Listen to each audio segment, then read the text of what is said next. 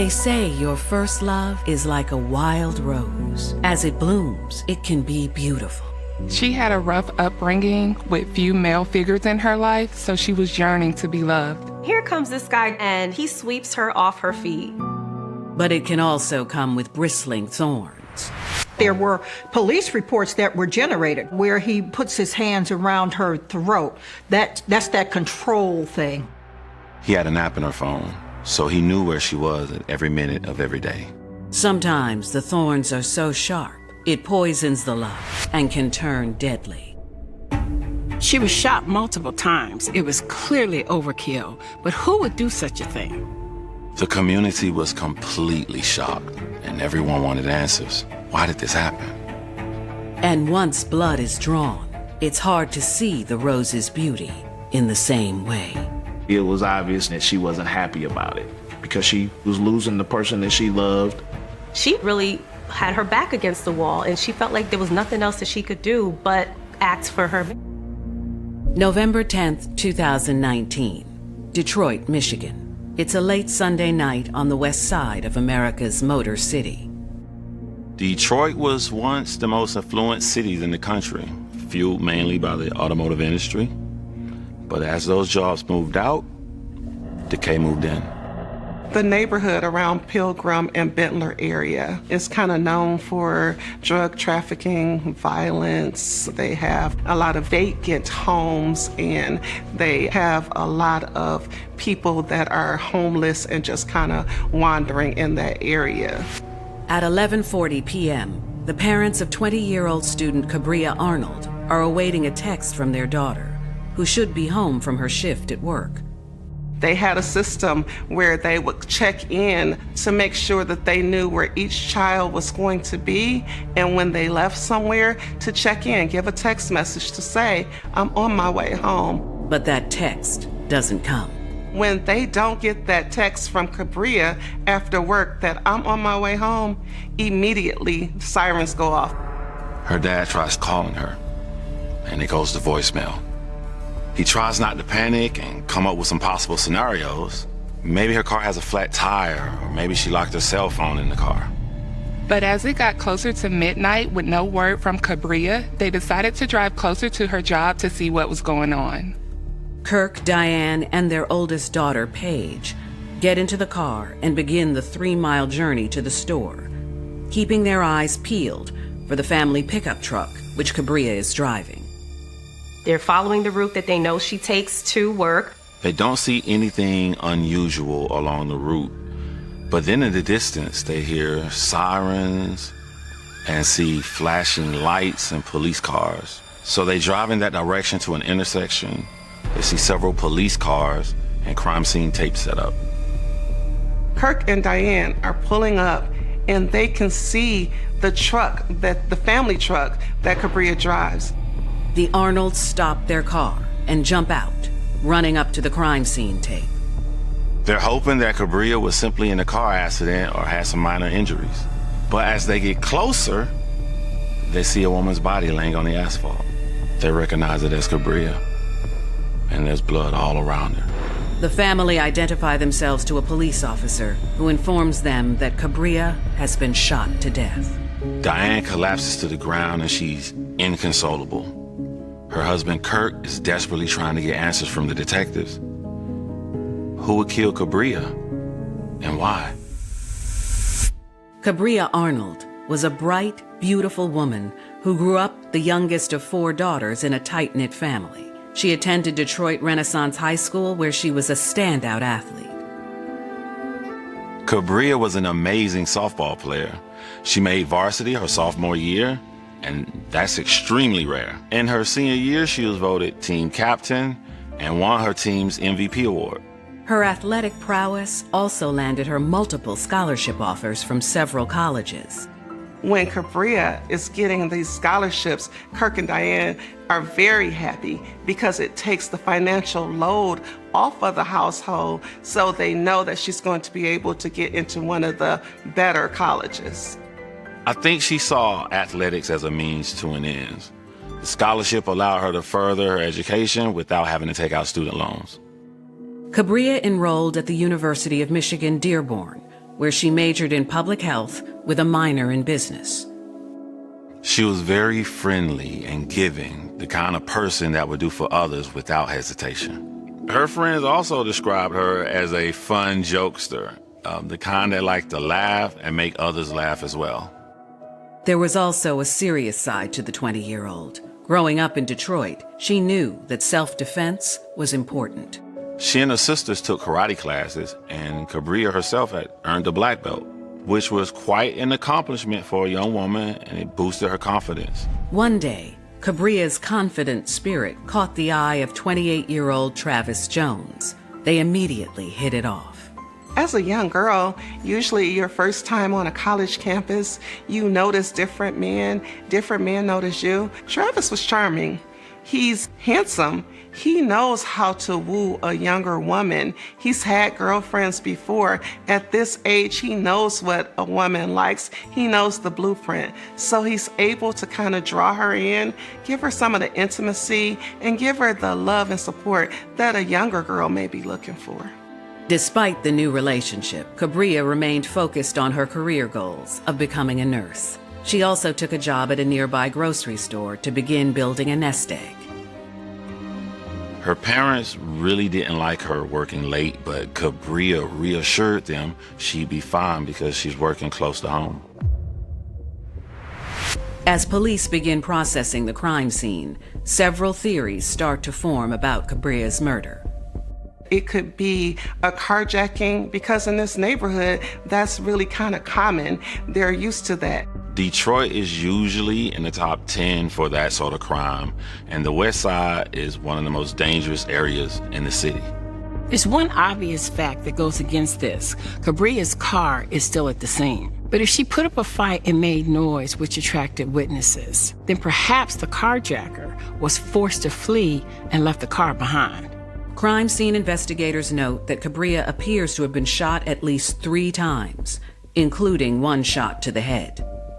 The shot to the head clearly would have been fatal. After sustaining that wound, investigators suspect that she was killed immediately. Police found 3 shell casings on the ground near Cabria's body, which tells them that the killer used a semi-automatic handgun. Markings on the shells identify the weapon as a 9mm pistol. The crime scene is in a residential area with numerous houses within 100 feet of Cabria's car. There was a man who lived in one of the homes, and he was actually the person that called 911 and reported the shooting. He said he was watching TV and heard what sounded like 2 people arguing. Then he heard the gunshots. When he heard the gunshot, he ran to the window and he looked outside and saw a person lying on the ground near a pickup truck. According to the witness, he saw someone hiding behind the truck as a vehicle passed by. After the car passed by, the witness says that he saw that person walk back over and fire 2 or 3 more shots into the body on the ground. That person then ran back to the car, got in and drove off. That's when he called 911. Detectives have their first lead, and the motive appears to be more sinister than they thought. At this point, it doesn't look like it's just a random act of violence. It looks like Cabria may have been targeted. While investigators continue processing the scene, a detective begins interviewing Cabria's parents and her sister, Paige. The detectives are wanting to get information on Cabria's background. They want to know about her friends, her enemies, and her lovers. They were trying to find a motive at this time for why she was killed. Paige steps forward and says she has some information the police should know that only she knows. Cabria was pregnant. So Paige said that Cabria had told her this several weeks earlier, but she had not told her parents. Cabria actually had plans to tell everyone about the baby the next day. So immediately detectives start wondering if this pregnancy was a motive for the murder. Violent death of student-athlete Cabria Arnold stuns members of her immediate family. This is even worse because Cabria's family is standing there at the crime scene late at night, and they look over and see her dead body laying on the ground. That makes it twice as shocking. Detectives have just learned from Cabria's family that she was pregnant, and now they suspect the motive behind her death is personal. The vast majority of murders are committed by someone that the victim usually knows. So it doesn't take a large leap of logic for people to suspect some type of motive. Usually when parents learn that their daughter is pregnant, it's joyful news. But in this case, it just compounds the tragedy. Not only have Kirk and Diane lost their daughter, but they lost what would have been their grandchild. Kirk and Diane Arnold tell detectives that their daughter was dating a 28-year-old man named Travis Jones, and they believe he must be the father of her baby.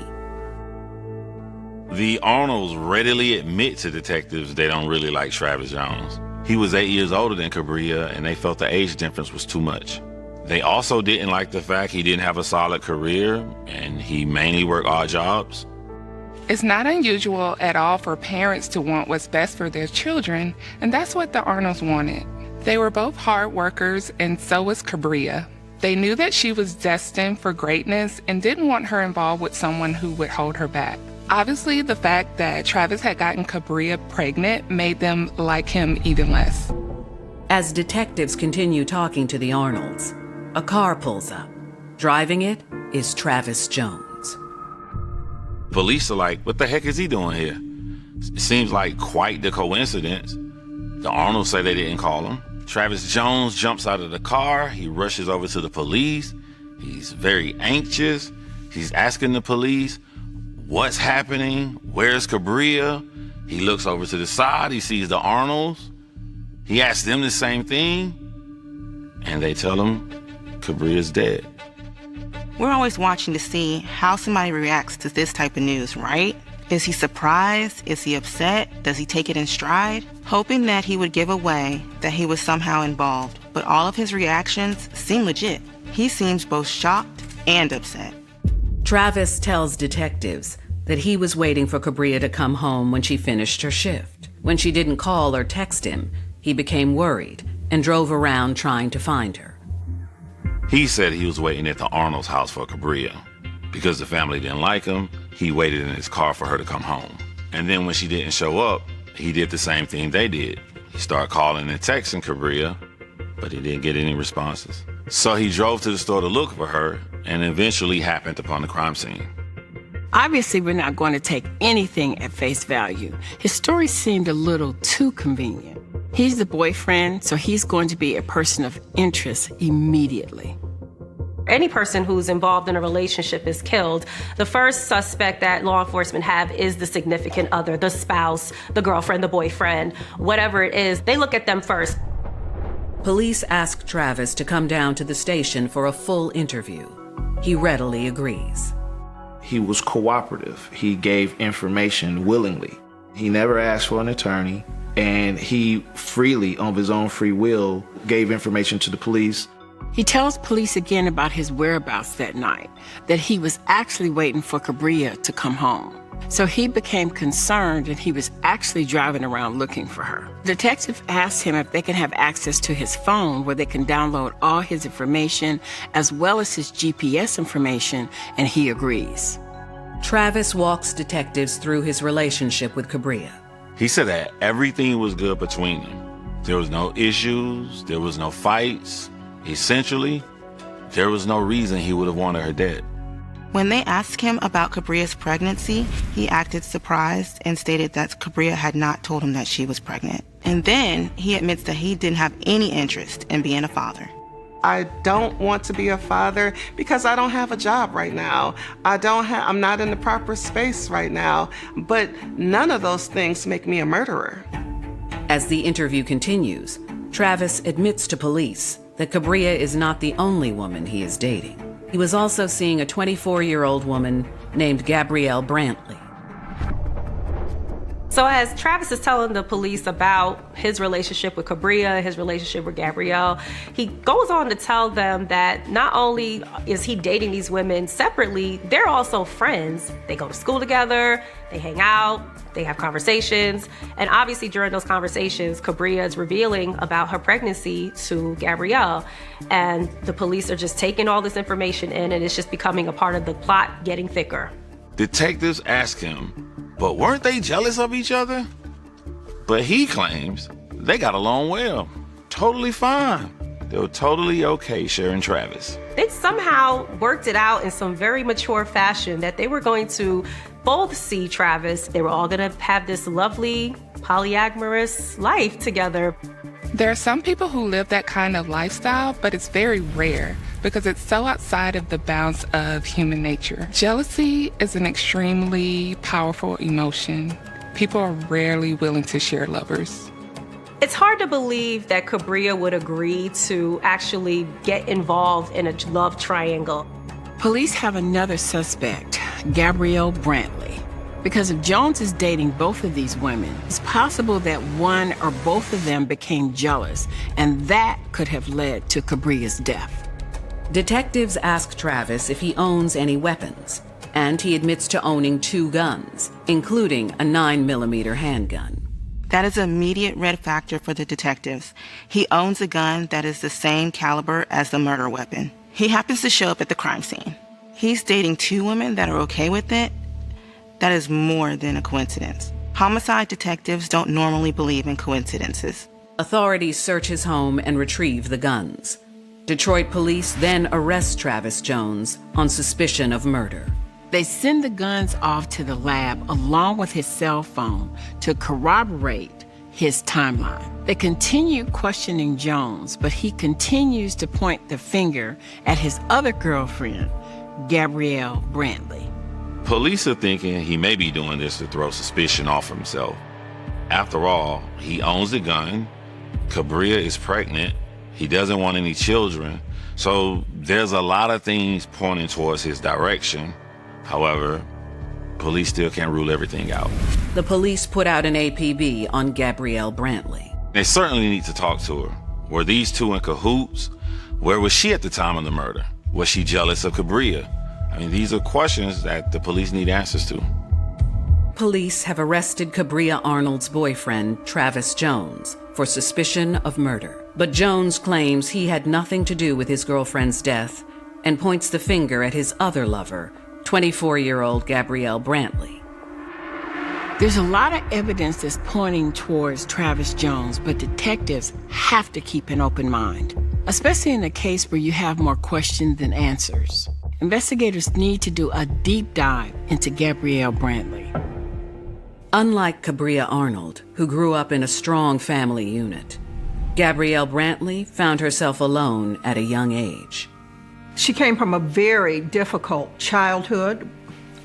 Her parents lost custody and their rights were terminated. So she was in that foster care system, right? Anybody that's been part of this foster care system, sometimes it's just a pass-through. It's not ensuring the kids' well-being. It's not ensuring that the kids can go to the next phase of life successfully. There's no support system. Gabrielle became pregnant at 17, but she was determined to avoid the traps that often ensnare young mothers and worked hard to finish high school. She was full-time, taking care of a child, working, doing what she needed to do to just survive because she's been in survival mode for quite some time throughout her young life. She's really pulling herself up by her bootstraps. She's going to U of M, Michigan, Dearborn. She's going into the nursing program, which is a very hard program. She has her own place. She's working. She's really doing it. She's making a life that she didn't have previously. While there, Gabrielle begins a relationship with Travis Jones. Gabrielle is a young mom, hustling her way through life, always in survival mode. And here comes this guy, Travis, older gentleman, and he sweeps her off her feet. He's definitely sweet-talking her. Travis, of course, doesn't tell her that he's a player, right? That he's also dating Cabria. And so Gabrielle thinks she's in a monogamous relationship with him. Gabrielle becomes pregnant and looks forward to having another child. She doesn't tell Travis about this, not immediately, but she's very excited. She feels that she's met the man of her dreams who's spending a lot of time with her. And now she thinks this will cement their relationship. But just a few months into her pregnancy, Gabrielle miscarries. A miscarriage can be an emotionally devastating event for a young woman, and it seems to have hit Gabrielle hard. Police quickly track down Gabrielle and bring her in for questioning. Like Jones, she's very cooperative with the detectives. She said she was home all night and had absolutely nothing to do with the shooting. But she was home alone, and there's no one who can confirm her alibi. Gabrielle admits she knows Cabria Arnold. Like Travis Jones, she claims that she and Cabria were not romantic rivals, but friends. Gabrielle says she and Cabria were attending the same nursing program and met in one of the nursing classes. According to Gabrielle, when they first met, they had no idea they were dating the same person. But as they began talking more and more, they quickly realized they both were dating Travis Jones. Ordinarily, learning something like this would immediately end any friendship, but Gabrielle claimed that it didn't. She actually claimed that it made them closer. Not only did they go to school together, but they would go bowling, to the movies, ice skating. They were together constantly. Gabrielle answers every question from detectives. But when they ask her for her cell phone, she explains that she recently lost it. That stood out to detectives. Now, it may be true, people do sometimes lose their cell phones, but it strikes detectives as a little too convenient. Phones are huge sources of information for detectives. Everything is on a cell phone. Who they're talking to, texting with, what they're saying. And of course the GPS with cell phone ping technology will tell the detectives everywhere they've been. Adamant about her innocence, Gabrielle grants detectives permission to search her apartment, but they come up empty. They don't find any evidence that implicates Gabrielle, but the police continue to press her about her phone. She gives them her cell phone number, and they get a subpoena for her phone records. Detectives send the phone number to their tech unit to start the lengthy process of extracting information from it. As the police wait for her phone records, they have no choice but to release her. They don't have any physical evidence linking Gabrielle to the crime, but that doesn't mean that she's completely in the clear. Investigating the murder of Cabria Arnold have Travis Jones, the father of her unborn child, in custody. They are also taking a hard look at Gabrielle Brantley, who they believe may have also been involved. The police weren't able to find anything when they searched the home of Gabrielle Brantley, but are having her phone records analyzed because they believe she could be an accomplice or at least have some information on Cabria. Still searching for answers, detectives speak to Cabria's parents again, inquiring about her relationship with Gabrielle, and learn that the two women were not as friendly as Gabrielle claimed. The Arnolds said Cabria wasn't besties like Gabrielle described. They said Cabria described her more of an acquaintance, just someone she saw in class and talked to occasionally. It suggested that Gabrielle was exaggerating her relationship with Cabria. That poked holes in their polyamorous claims. The question was why? Investigators obtained surveillance video from homes and businesses on the route between the grocery store where Cabria worked and the crime scene. On several videos, a red Toyota Camry could be seen. That car was seen following Cabria's truck for several hours prior to the murder. And it seemed to be a match for the car that Gabrielle Brantley owned. The detectives are getting more and more suspicious about Gabrielle, even though she's alleging that she was at home at the time of the shooting. On November 18th, investigators bring Gabrielle Brantley in for a second interview. Detectives confronted her with the surveillance video. Gabrielle initially denied it was her in the car. Eventually, she admitted that it was her, but says even though she was there, she had nothing to do with the murder. She tried to say that by coincidence she was there. Come on, who will believe that she just coincidentally showed up at the scene of a murder? By her own admission, she was at the scene of the murder. Cabria's parents say she's lying about the nature of their friendship. The victim is pregnant by her boyfriend, so she has motive. Brantley is arrested and placed in jail to await formal charges for murder. The next day, she sends word to police that she wants to talk to them again.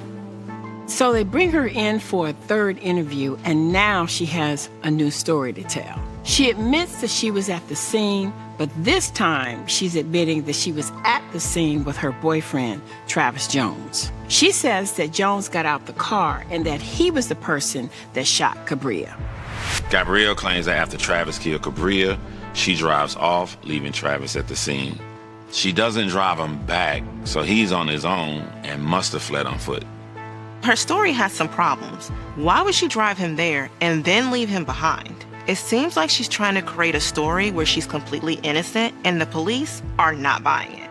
Gabrielle is sent back to jail to await arraignment. Investigators know they will need more evidence to gain a conviction and turn to cell phone records that just came in. They are surprised by the GPS's information on Travis Jones's phone. Through GPS technology and tracking his phone, law enforcement can see that he was not at the homicide scene, that he was in fact at her parents' house, at Cabria's parents' house.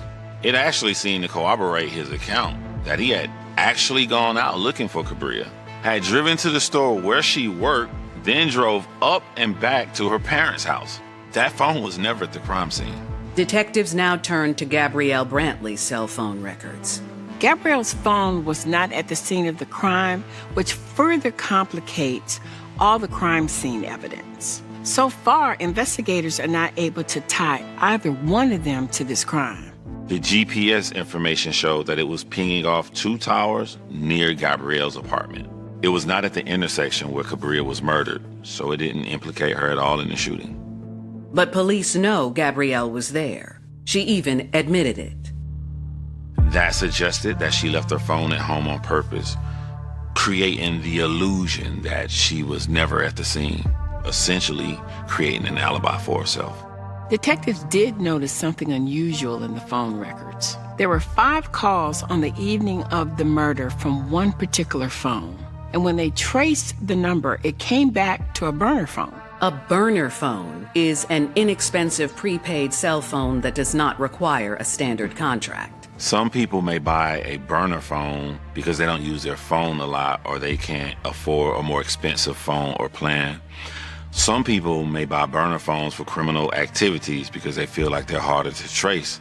When investigators ran that particular number, it came back to a phone that was manufactured by TracFone, which is one of the largest no-contract phone sellers. Detectives contact TracFone. While the company can't tell them who bought the phone, records do show that the phone was sold by a Walmart store in West Detroit before the murder. The store was just a few miles away from where the murder took place. GPS records show that the phone was actually in the area of where the murder occurred. TracFone records not only show where the phone was purchased, it also shows the exact date and time of purchase and where it was activated. So detectives go to Walmart to see surveillance videos and cash registers. Detectives believe that Travis Jones was the person that actually purchased the phone, and that he had used that phone when he committed the crime, and then used the other phone to create an alibi. But when they examine the Walmart surveillance video, detectives do not see Travis Jones. They see Gabrielle Brantley purchasing the phone.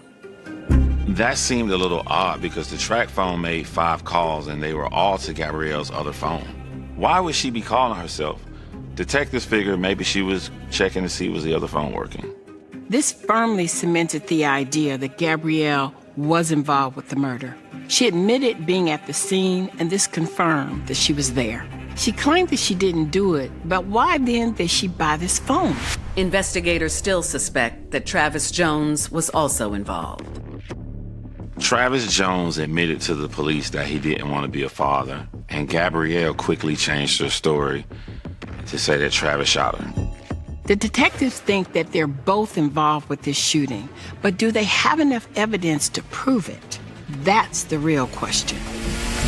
Walmart surveillance videos show that Gabrielle Brantley bought a burner phone that was at the scene of Cabria Arnold's murder.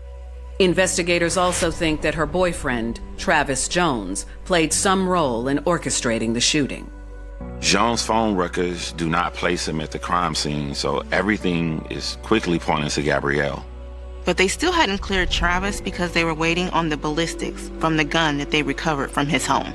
They believe that it will match the murder because it's the same caliber as the gun used at the shooting. When investigators received the ballistics report, they learned the shell casings from the 9mm gun do not match those found at the crime scene. Although Travis Jones' gun was the correct caliber, it was discovered that it was not the gun that was used in the actual shooting. So where do detectives go now? But they still have compelling evidence that Gabrielle was involved. So they decide to go to her and offer her a plea deal. Admit that she did it and agree to testify that Travis Jones was involved, and they'll give her a lighter sentence. Prosecutors offer Gabrielle 20 years in prison in exchange for her testimony. 18 years for the murder, 2 years for the felony firearm or the gun. But she turns the offer down, claiming she is innocent, and Travis Jones is released and cleared. She said, I did not kill my friend. She figured that the jury would see through everything and say that there is reasonable doubt. On December 4th, 2023, 4 years after Cabria's murder, Gabrielle Brantley's trial begins in a Detroit courtroom. Her attorney, Lillian Diallo, believes the case is weak and that Gabrielle is only there because Travis pointed the finger at her. I know how Gabrielle got to that table. She didn't get to that table through any physical eyewitness, right, putting her on the scene. She got there because, well, my gun is missing. The lady is pregnant with my baby. I do not like children. Don't like them. Now she's dead. But prosecutors present a litany of evidence which places Gabrielle at the crime scene at the time of the shooting. Gabrielle bought a burner phone the day of the murder. She was seen on Walmart surveillance video buying that phone, and cell records put that phone in the neighborhood where the murder took place at the time of the shooting. They believe that she brought the phone to communicate with Cabria in order to lure her to the intersection where the murder took place. Her statements to police was another key piece of evidence against her. She gave 3 statements, and each one was different than the one before. The truth doesn't change, so when someone keeps changing their story, it's obvious that the person is lying. But the defense argues there is nothing in Gabrielle's background that would suggest she was capable of such a crime. The defense's portrayal of Gabrielle is that she has no priors. She doesn't have a violent background. However, Travis has many violent episodes that they can name. It was a hostage situation where his mom was the hostage. That's pretty significant. And they were able to, talk him out with SRT and get him some kind of help. In addition, the defense claims Travis has been physically abusive to Gabrielle. There were police reports that were generated, right? The one that I remember very emphatically is the choking, right? Where he puts his hands around her throat. That's that control thing, right? That's not love. That's not showing me you love me when you want to choke me or hit me or punch me or kick me or control me. That is not love.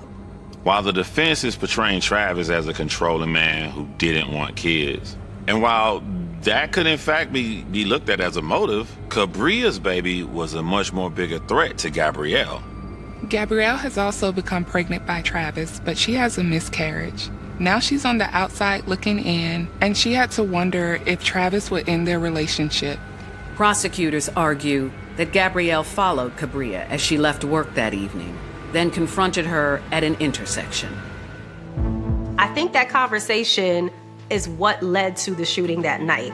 First time they really had a discussion about Cabria being pregnant with Travis's child. I believe at that moment it came out that the both of them were seeing him at the same time. It was obvious that she wasn't happy about it because she lost her child and she was losing the person that she loved, whether he loved her back or not, to a younger person who was pregnant and was getting ready to have his baby. The defense claims Gabrielle was not jealous of Cabria. I know Gabrielle, right? And she was not against Cabria, from what I could see. She wasn't against a pregnancy. I mean, look at it this way. The man in common wasn't going anywhere. That doesn't do anything for her to get rid of Cabria, because if this is who he is, there'll be another Cabria. Probably several other ones, right? That's what I always go back to. I'm like, how did that benefit her? If she killed Cabria, what is the benefit to her? And I don't see it, right? To others, the benefit is obvious. Cabria was competition for her.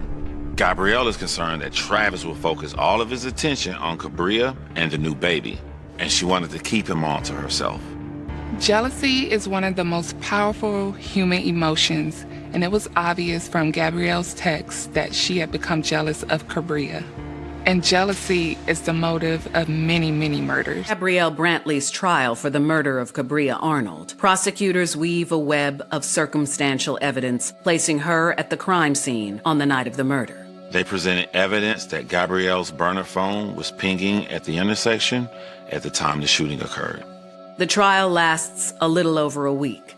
On December 12, 2023, a jury convicts Gabrielle Brantley of first-degree murder and assault on a pregnant woman causing miscarriage. The judge sentenced Gabrielle to life in prison without the possibility of parole, with an additional 15 years for assault on a pregnant woman. Gabrielle made a big mistake turning down that plea deal. Had she taken it, she would have gotten out of prison in 20 years. And as it is now, she'll spend the rest of her life behind bars. At the sentencing hearing, Cabria's father got up and read a statement, saying that there was no punishment that could compare to the pain and torture that Gabrielle inflicted upon the family. It was still clear that the Arnold family was devastated by this senseless murder.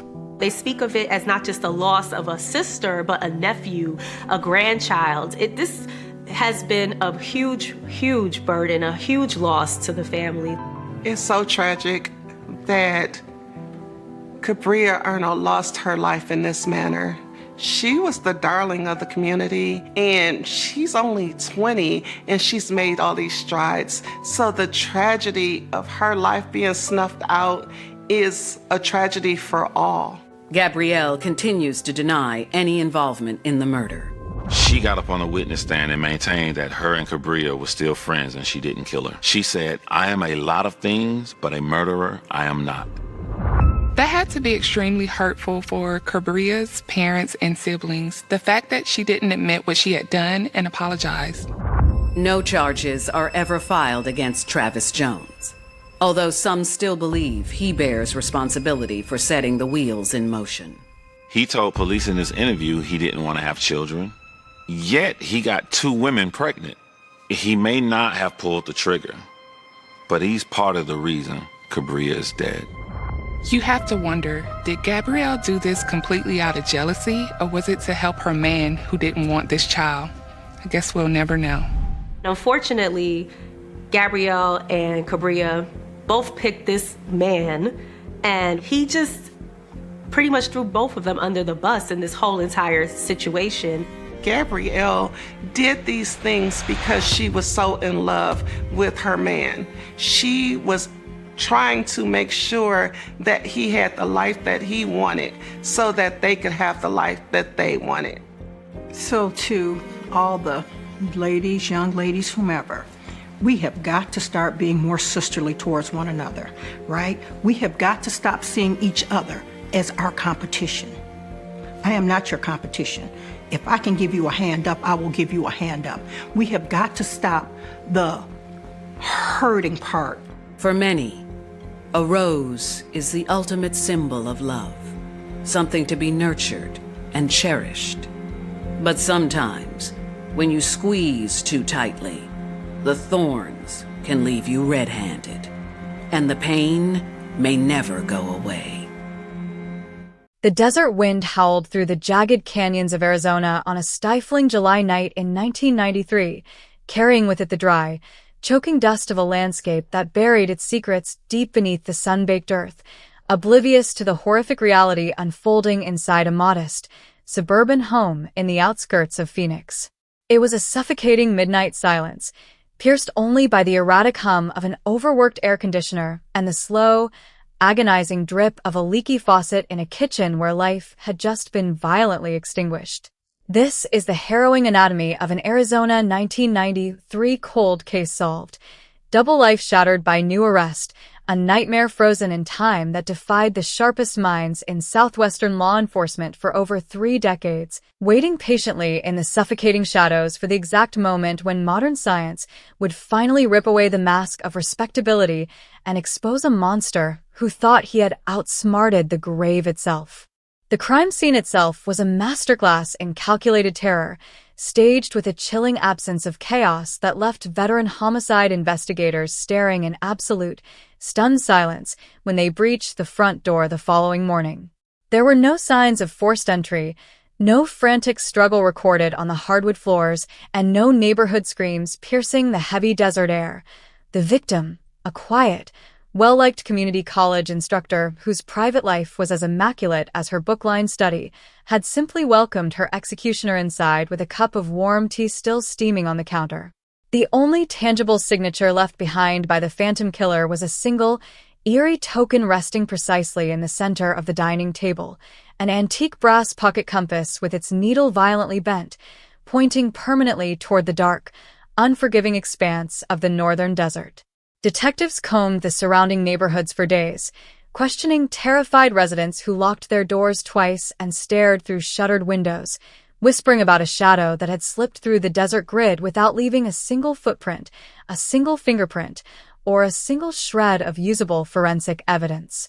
As the weeks melted into agonizing months, the investigation degenerated into a classic wall of cold case frustration, a towering monument of dead-end leads, uncooperative informants, and exhaustive tip lines that ultimately rang empty. The local police department threw everything they had at the file, tracking hitchhikers across state lines, interrogating former associates, and dragging the scorching washes surrounding Phoenix for any trace of the missing weapon, but the desert surrendered nothing. The media seized upon the tragedy, turning the unsolved murder into a nightly spectacle that fed the public's growing paranoia while investigators watched helplessly as the trail grew cold and brittle under the merciless Arizona sun. Years bled into decades. The active case files were transferred to dusty archive boxes in the basement of the precinct, and the community slowly forced the nightmare to the back of their minds, trading their raw terror for a false sense of suburban security. Yet, beneath the veneer of progress and the relentless expansion of the Phoenix metropolitan sprawl, the ghost of 1993 remained wide awake, locked away in a yellowed folder, waiting for a technological miracle that seemed light years away. Then came the quiet, high-tech revolution of forensic genetic genealogy, a seismic shift in criminal investigation that turned microscopic scrapings of skin cells recovered from beneath the victim's fingernails into an unyielding digital spotlight. For decades, those minuscule genetic fragments had yielded nothing on the standard law enforcement databases, representing a frustrating dead end that mocked generations of detectives. But science marched forward, unlocking pathways that sounded like pure science fiction back in 1993. Analysts took the degraded DNA profile, amplified the fragments through revolutionary sequencing techniques, and built a massive, multi-generational family tree by cross-referencing public ancestry networks. It was a painstaking, obsessive process spanning months of tracing distant cousins, forgotten lineages, and obscure birth certificates scattered across 4 different states. Slowly, the branches of the digital tree converged, tightening like an inescapable noose around a single family name that had never once appeared on the original suspect list from 30 years ago, mapping out a genetic trail that pointed straight to a quiet, unassuming suburban driveway in the heart of Arizona. The takedown was executed with lightning-fast tactical precision in the pre-dawn hours of a Tuesday, mirroring the exact atmospheric tension of the original crime decades ago. Heavily armed units converged on a meticulously manicured suburban home where an elderly man lived a life of quiet respectability, a grandfather, a respected local volunteer, and a seemingly harmless fixture of his community who tended to his desert-landscaped yard with obsessive care. As the front door was breached, the sudden intrusion of flashing red and blue lights shattered the fragile peace of the morning, painting the living room walls in violent strokes of crimson and azure. The suspect, waking abruptly from a deep sleep, did not scream, did not reach for a weapon, and did not offer a frantic denial. Instead, a heavy, Suffocating silence filled the room as he looked past the tactical gear and locked eyes with the lead cold case investigator, his face draining of all color as he recognized the inevitable look of a trap that had finally sprung after 33 long years. The elaborate facade of ordinary citizenship crumbled instantly, revealing the hollow, frozen expression of a man who had spent a lifetime waiting for a knock he always knew would eventually come. Inside the interrogation room, beneath the unrelenting glare of overhead fluorescent tubes, the elaborate facade of a double life collapsed like a house of cards under the crushing weight of scientific certainty. For 33 years, Arthur Vance had lived as a pillar of his suburban community, a dedicated churchgoer, a gentle husband, and an affectionate grandfather whose quiet demeanor inspired trust in everyone he met. But sitting in the cold metal chair, his wrists secured by heavy steel handcuffs, the mask slipped away to reveal the cold, calculating predator hidden beneath. The lead cold case detective did not raise his voice. Instead, he methodically laid out thick folders filled with genetic charts, pedigree trees, and modern statistical matches that proved Vance's DNA was present beneath the victim's fingernails during her final, desperate moments. Across from the table, Vance sat motionless, his chest heaving with shallow breaths as the ticking of the wall clock mirrored the relentless countdown that had finally caught up to him, shattering his long-held illusion that time was an absolute shield against justice. When Vance finally began to speak, his raspy voice was devoid of emotion, delivering a chilling confession that sent a shudder through the seasoned investigators listening in the observation room. He did not express remorse or beg for clemency. Rather, he recounted the events of that stifling July night in 1993 with a clinical, detached precision that was horrifying to hear.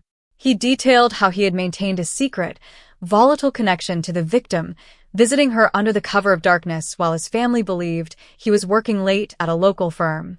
A sudden confrontation over his hidden life had escalated into swift, merciless violence, leading him to silence her before she could expose his dark secret. He admitted to meticulously wiping down surfaces, staging the crime scene to look like an enigmatic break-in, and intentionally leaving the bent brass compass as a bizarre distraction to baffle police, a calculated gamble that had successfully misled law enforcement for over 3 decades until science rewrote the rules of the game. The news of Vance's arrest sent shockwaves through the local community, exploding across local news channels, national headlines, and social media platforms like a sudden volcanic eruption. Friends and neighbors who had lived alongside Vance for decades were thrust into a state of profound psychological horror, unable to reconcile the image of the helpful, gentle old man who baked pies and tended his garden with that of a cold-blooded murderer. The peaceful suburban neighborhood became a swarm of news vans, satellite trucks, and investigative reporters interviewing shocked residents who stared blankly at the camera, struggling to grasp the terrifying reality that an unpunished monster had been living right next door for over 30 years.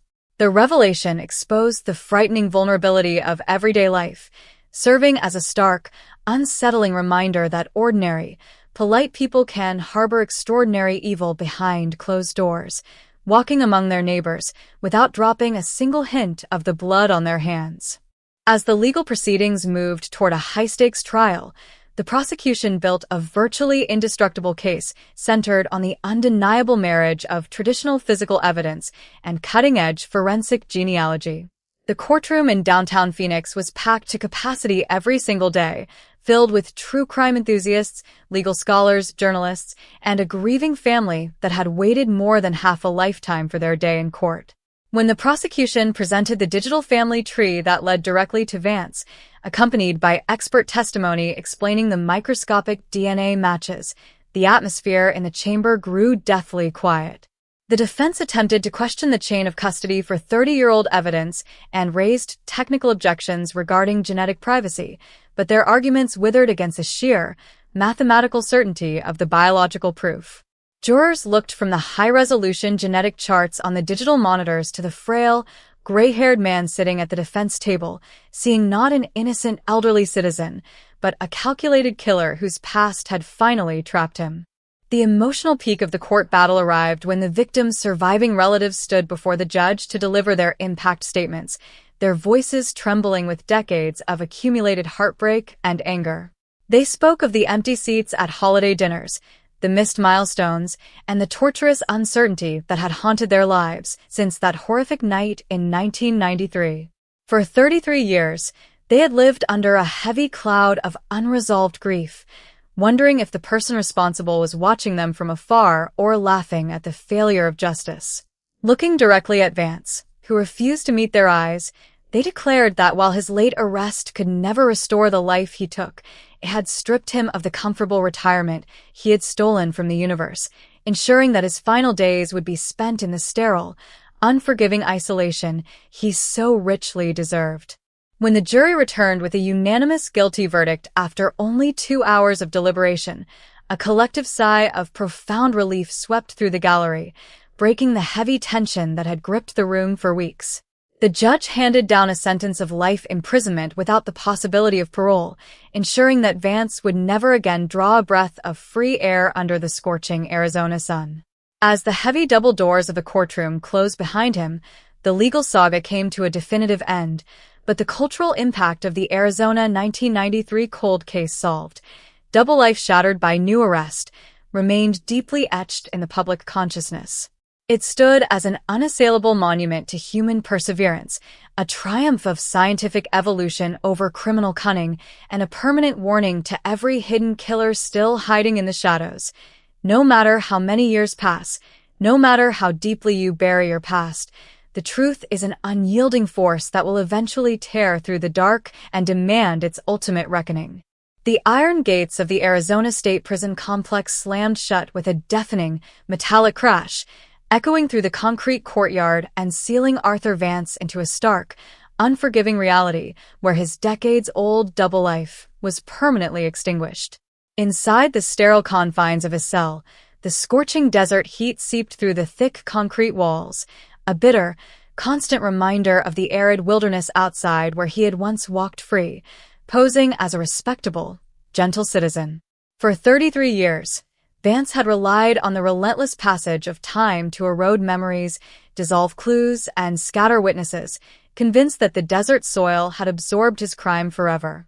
But now, stripped of his suburban home, his pristine garden, and the mask of ordinary respectability, he was reduced to an inmate number, left alone in the dark with the heavy, suffocating weight of an unpunished murder that had finally caught up to him. The silence of his cell was not peaceful. It was an active, psychological torment, filled with the phantom echoes of the 1993 crime scene and the terrifying realization that his carefully constructed legacy had been completely annihilated. Outside the prison walls, the lingering shockwaves of Vance's conviction continued to reshape the surrounding Phoenix community and reverberate throughout the national law enforcement landscape. Neighbors who had lived alongside Vance for decades, sharing backyard barbecues, holiday greetings, and neighborhood watch duties, were left grappling with a deep, unsettling sense of betrayal and vulnerability. The manicured cul-de-sac where he had resided turned into an eerie focal point of public curiosity, with residents staring at the quiet house and wondering how an individual could harbor such cold-blooded evil behind an everyday, polite smile. The horror was not merely that a murder had occurred in 1993, but that the killer had lived among them for over 3 decades without displaying a single crack in his everyday persona. Local community groups and neighborhood associations organized support sessions to help residents process the collective trauma, while local news networks produced deep-dive investigative features exploring the terrifying phenomenon of long-term criminal concealment in ordinary suburban settings. For the cold case investigators and forensic genetic genealogists who had dedicated years of painstaking effort to solving the 1993 murder, the final verdict represented a monumental triumph of modern forensic science over historical obscurity. The successful application of advanced DNA sequencing and familial genealogy in Vance's case provided a proven, revolutionary template for law enforcement agencies across the country. Police departments across Arizona and neighboring states immediately began auditing their own dormant archives, pulling dusty, yellowed case files from basement vaults to extract degraded biological evidence for modern testing. The breakthrough served as a powerful declaration that time was no longer an impenetrable shield for perpetrators of historic crimes, breathing fresh momentum into thousands of forgotten investigations that had sat cold for decades. Specialized cold case task forces were established, equipped with state-of-the-art computational tools and funded by state grants specifically allocated to process backlogged genetic samples from unsolved violent crimes. In academic and legal circles, the resolution of the Arizona 1993 cold case fueled intense, ongoing debates regarding the ethical boundaries and constitutional implications of familial DNA searching. Legal scholars, privacy advocates, and civil liberties organizations dissected the investigative methodology used to track Vance, examining how public ancestry databases were leveraged by law enforcement to construct multi-generational family trees. While the public universally celebrated the capture of a dangerous murderer, privacy experts cautioned that the unregulated expansion of genetic surveillance could set precedent for broader governmental intrusion into personal biological data. Legislative committees held public hearings to draft clear, comprehensive guidelines balancing the imperative of solving cold-running violent crimes with the constitutional right to privacy, ensuring that forensic genetic genealogy would remain a transparent, legally sound, and accountable tool for future generations of criminal investigators. For the surviving family members of the victim, the conclusion of the trial and the permanent incarceration of Arthur Vance brought a long-awaited, profound sense of peace, though the deep scars left by 33 years of agonizing uncertainty could never be fully erased. The family established a charitable foundation in memory of the Quiet College instructor, dedicated to supporting victims of violent crime and funding cold case research initiatives across the Southwest. The memorial table in their home, once a focal point of unresolved grief and lingering questions, transformed into a space of quiet tribute, dignity, and remembrance. They frequently spoke at public symposiums and true crime conferences, sharing their journey to encourage other families still waiting in the dark for answers, proving that memory, perseverance, and truth are far more enduring than the shadows of a killer's deceit. As months turned into years, the physical footprint of the 1993 crime scene gradually faded into the broader landscape of the expanding Phoenix metropolis, yet the story of the Arizona 1993 cold case solved, double life shattered by new arrest, remained permanently etched into the annals of American criminal history. The suburban home where the tragedy occurred was eventually sold and renovated, its interior updated and its garden redesigned, scrubbing away the physical remnants of that dark July night. Yet, for true crime historians, law enforcement professionals, and the local community, the case stood as an unassailable monument to human resilience and technological progress. It served as a stark, permanent warning echoing across time. No matter how deeply a secret is buried beneath the desert sands, no matter how many decades a killer manages to hide behind a mask of normalcy, the unyielding arc of justice will eventually bend toward the truth, drag the darkness into the light, and demand an ultimate, inescapable reckoning. The heavy iron cell door clicked firmly into place with an absolute, uncompromising finality, locking Arthur Vance inside the dim, concrete confines of the maximum security tier, where the passage of days was measured only by the changing shift of guard footsteps and the dull, amber glare of corridor lights.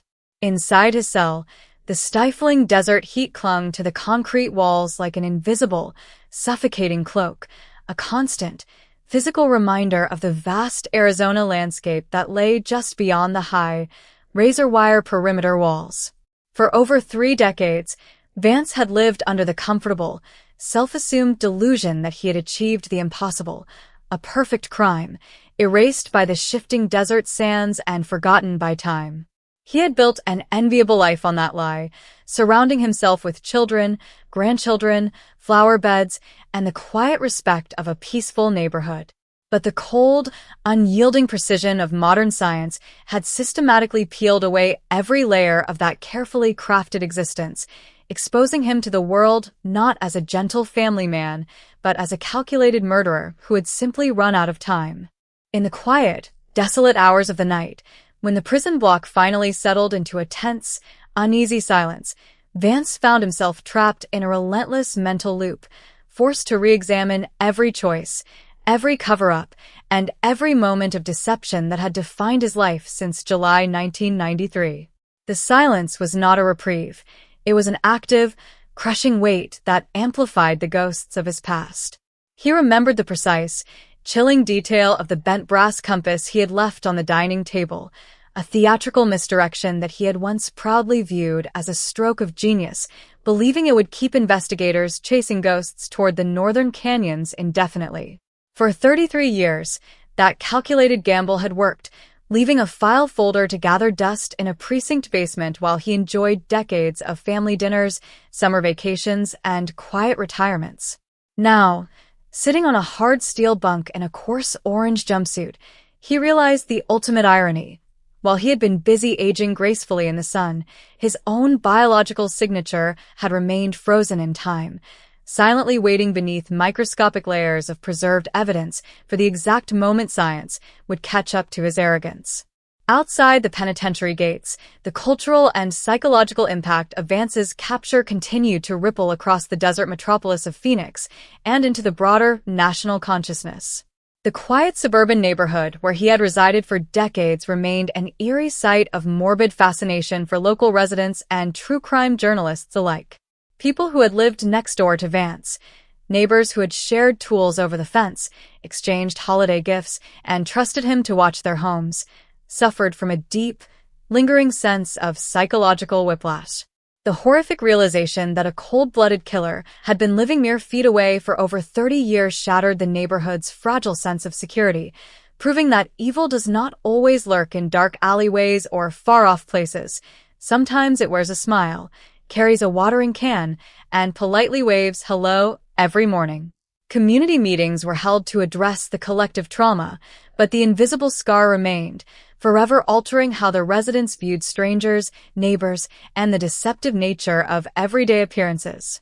For law enforcement agencies across the Southwest, the successful resolution of the Arizona 1993 cold case served as a transformative catalyst, completely revolutionizing how unsolved homicide files were viewed and prioritized.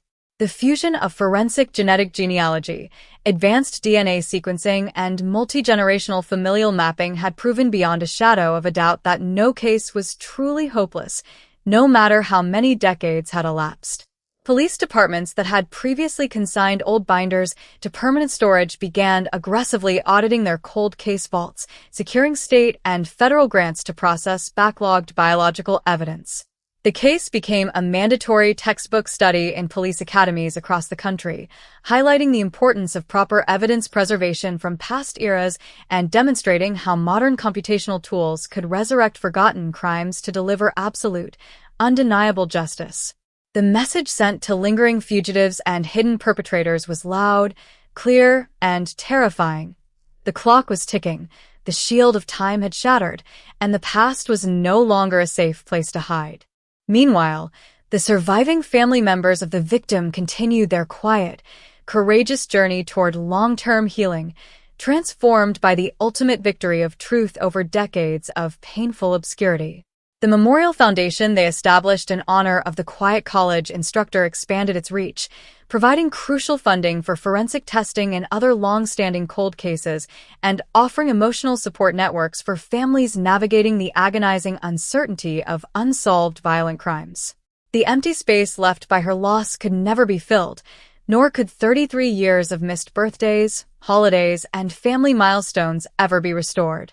Yet, the heavy, suffocating cloud of mystery that had hung over their lives since that dark July night in 1993 had finally lifted, replaced by the enduring dignity of justice. They no longer had to wonder who had stolen her future or whether her killer was walking free. The answer was documented, proven, and permanently locked away behind prison steel.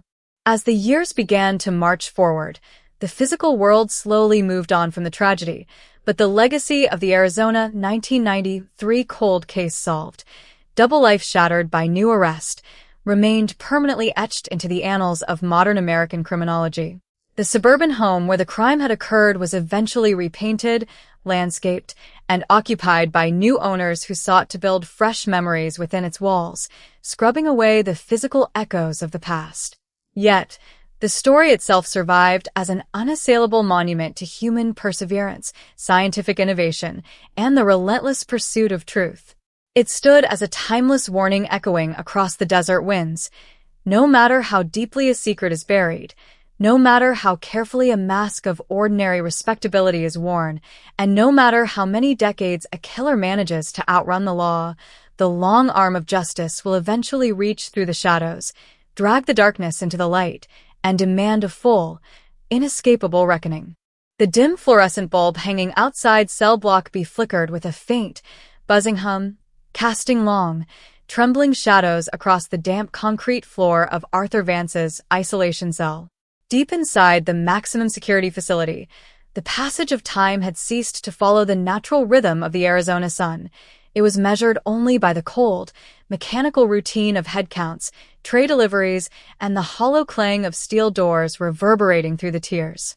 Sitting on the narrow edge of his iron cot, Vance stared down at his withered, liver-spotted hands that had spent 33 years tending peaceful rose bushes, holding grandchildren, and carving out an idyllic suburban retirement, but which were now permanently recorded in court archives as the instruments of an unspeakable, cold-blooded crime.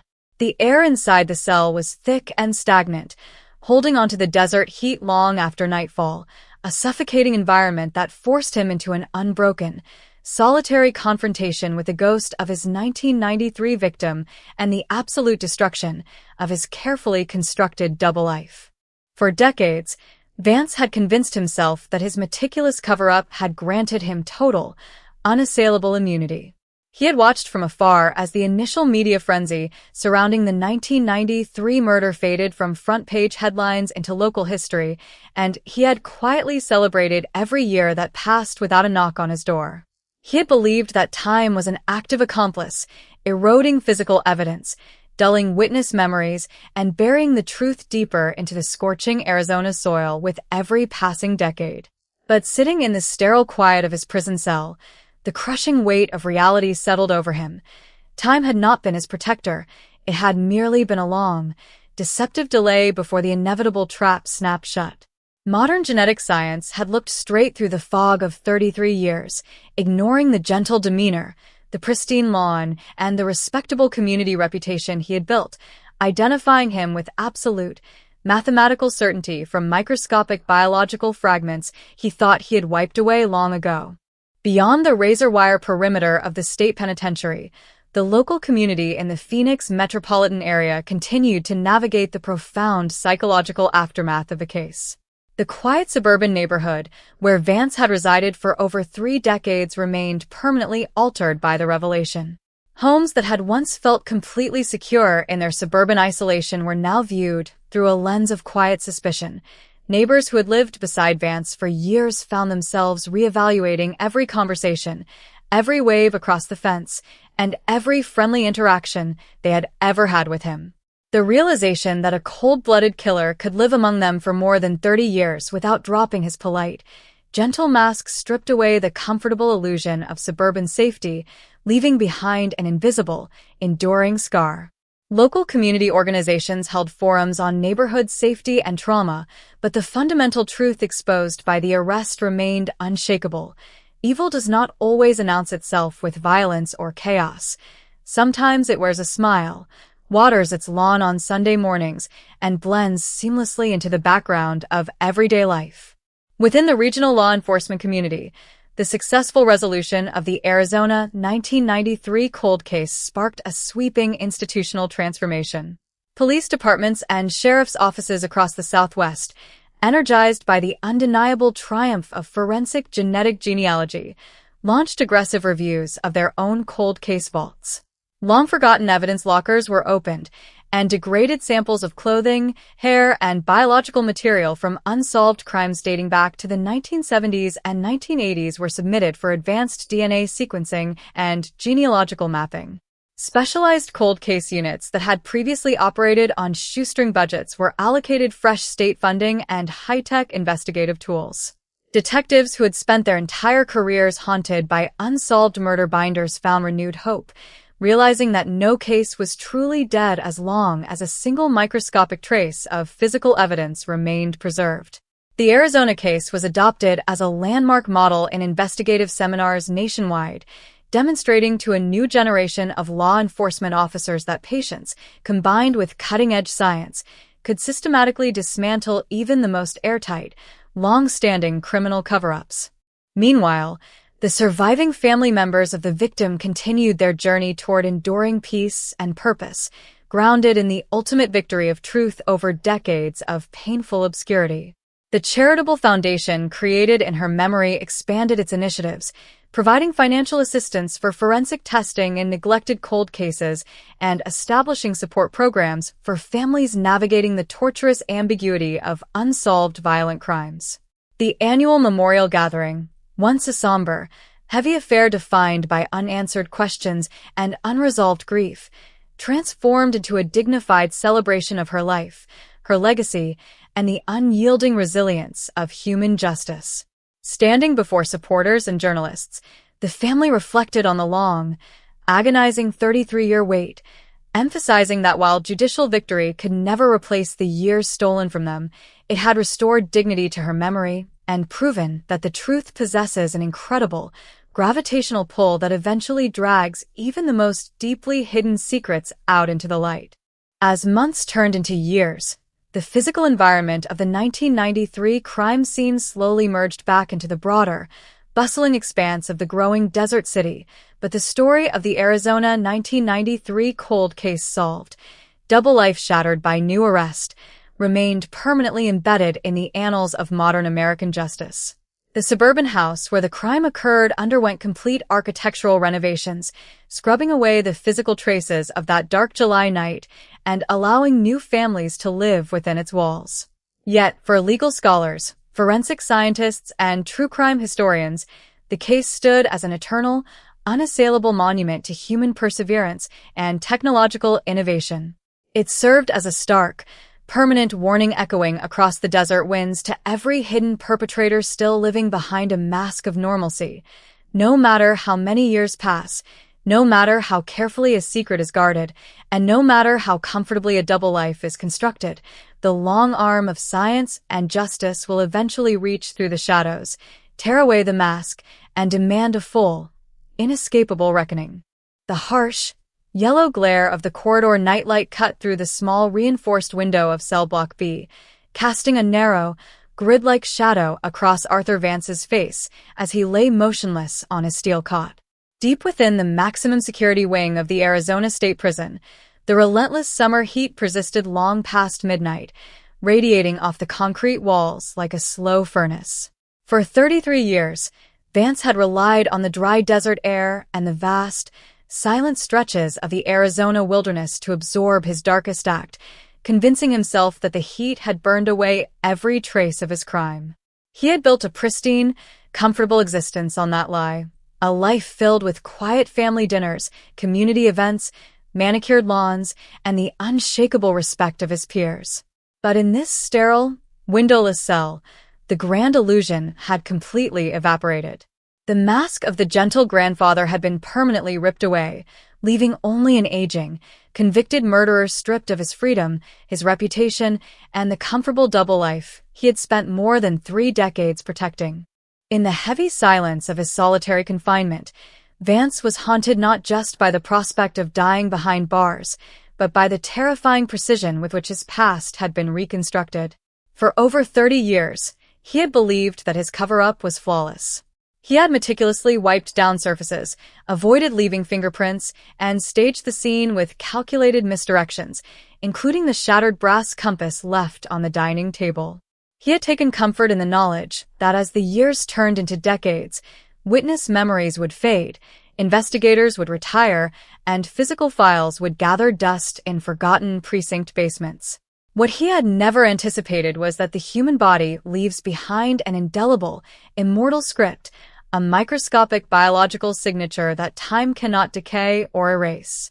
The very science that sounded like distant fantasy in July 1993 had ultimately tracked him down, converting a microscopic scraping of skin cells recovered from beneath the victim's fingernails into an inescapable digital map that led police straight to his doorstep.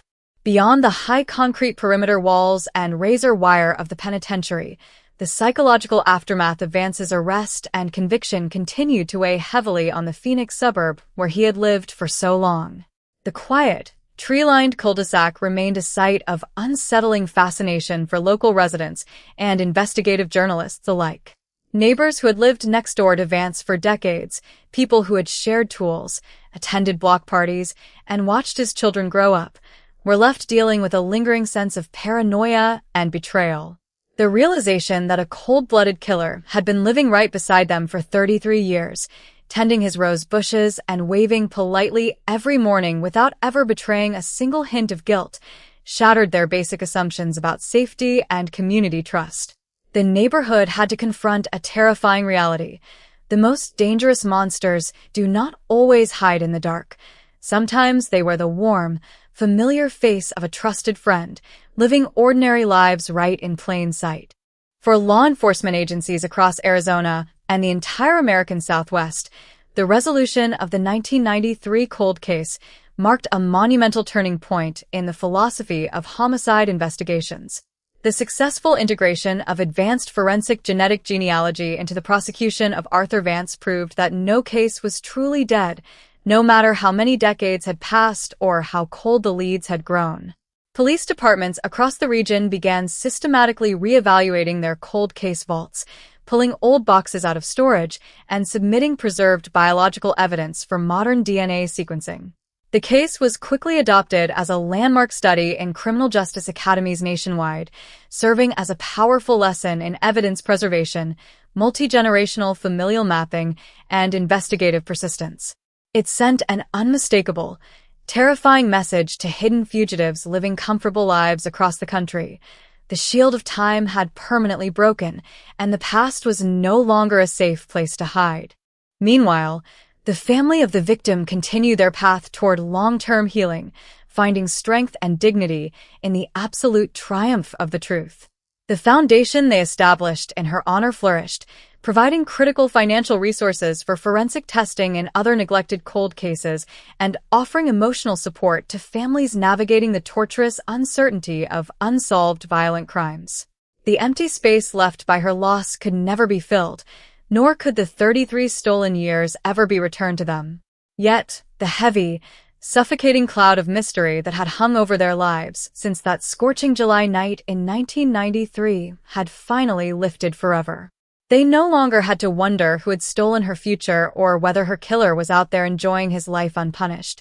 The answer was documented, proven in court, and permanently sealed behind prison steel. As time marched forward, the physical world slowly moved on from the tragedy, but the legacy of the Arizona 1993 cold case solved, double life shattered by new arrest, remained permanently burned into the history of modern American justice. The suburban house where the murder occurred was eventually renovated, its interior updated and its garden redesigned, scrubbing away the physical traces of that fateful night. Yet, the story itself survived as an unassailable testament to human perseverance, scientific evolution, and the relentless pursuit of truth. It stood as an eternal warning echoing across the desert winds. No matter how deeply a secret is buried, no matter how carefully a double life is maintained, and no matter how many decades a killer manages to outrun the law, the long arm of science and justice will eventually reach through the shadows, drag the darkness into the light, and demand a complete, inescapable reckoning. The rhythmic, metallic clinking of the guards' night shift patrol echoed down the narrow corridor of Cell Block B, breaking the stifling silence that hung over Arthur Vance's isolation cell like a heavy wool blanket. The dry Arizona heat, trapped within the thick concrete walls, refused to dissipate even as the midnight hours ticked away, creating a muggy, suffocating atmosphere that mirrored the internal torment of the man inside. Sitting motionless on the edge of his narrow iron cot, Vance stared blankly at the plain white walls of his cell, his eyes tracing the fine hairline cracks in the paint that mirrored the fracture lines of his destroyed reputation. For 33 years, he had lived comfortably behind a wall of respectability, convinced that the desert soil had swallowed his dark secret forever, leaving him free to enjoy a quiet, honored retirement in the heart of suburban Phoenix. But now, Stripped of his clothes, his name, his home, and his freedom, he was reduced to a cautionary tale, an elderly inmate whose meticulously crafted double life had been systematically ripped apart by the unyielding march of forensic science. In the dead of night, away from the watchful eyes of attorneys, journalists, and prison guards, Vance found himself completely unable to escape the relentless, looping memory of the night that had ultimately sealed his fate. He remembered every detail of that stifling July evening in 1993, the quiet hum of the air conditioner, the tense, rising argument in the kitchen, the swift and violent decision that ended a life, and the cold, deliberate effort he had exerted to scrub the scene clean before dawn broke. He had walked out of that house into the dry desert air believing he had achieved the impossible, a completely spotless getaway that would puzzle law enforcement until the case faded into obscurity. He had even derived a strange, sinister satisfaction from the mystery he created, watching local news broadcasts report on the peculiar bent compass left on the table while he sat in his own living room, surrounded by family, wearing the calm, concerned expression of a caring neighbor. For over 3 decades, that arrogance had sustained him, convincing him that he was far too intelligent to ever be caught. What Vance had failed to comprehend during those long, quiet years was that time is not a neutral spectator, it is an ally of progress, constantly forging new tools to illuminate the darkest corners of human history. While he was out enjoying family vacations, attending local community events, and watching his grandchildren play in the sprinkler, microscopic fragments of his own skin cells remained safely locked away inside an evidence freezer at the police department, completely untouched by the passage of years. He had foolishly assumed that because he had wiped down the counters, avoided leaving fingerprints, and established a plausible alibi, he was entirely safe. He had never imagined a future where computers could analyze a microscopic strand of DNA, cross-reference it against public genealogical trees spanning generations, and map out a precise biological trail leading straight back to his family name. The very advancement of human knowledge that he had ignored during his peaceful retirement had quietly turned into a silent, digital hunter, tracking him down with cold, mathematical certainty. Outside the high concrete walls and razor-wire fences of the penitentiary, the quiet suburban neighborhood where Vance had spent the second half of his life remained deeply traumatized by the truth that had finally come to light. The peaceful cul-de-sac, once known for its lush green lawns, blooming bougainvillea, and friendly neighborhood gatherings, had become an indelible mark on the local map, a location forever associated with unprecedented deception.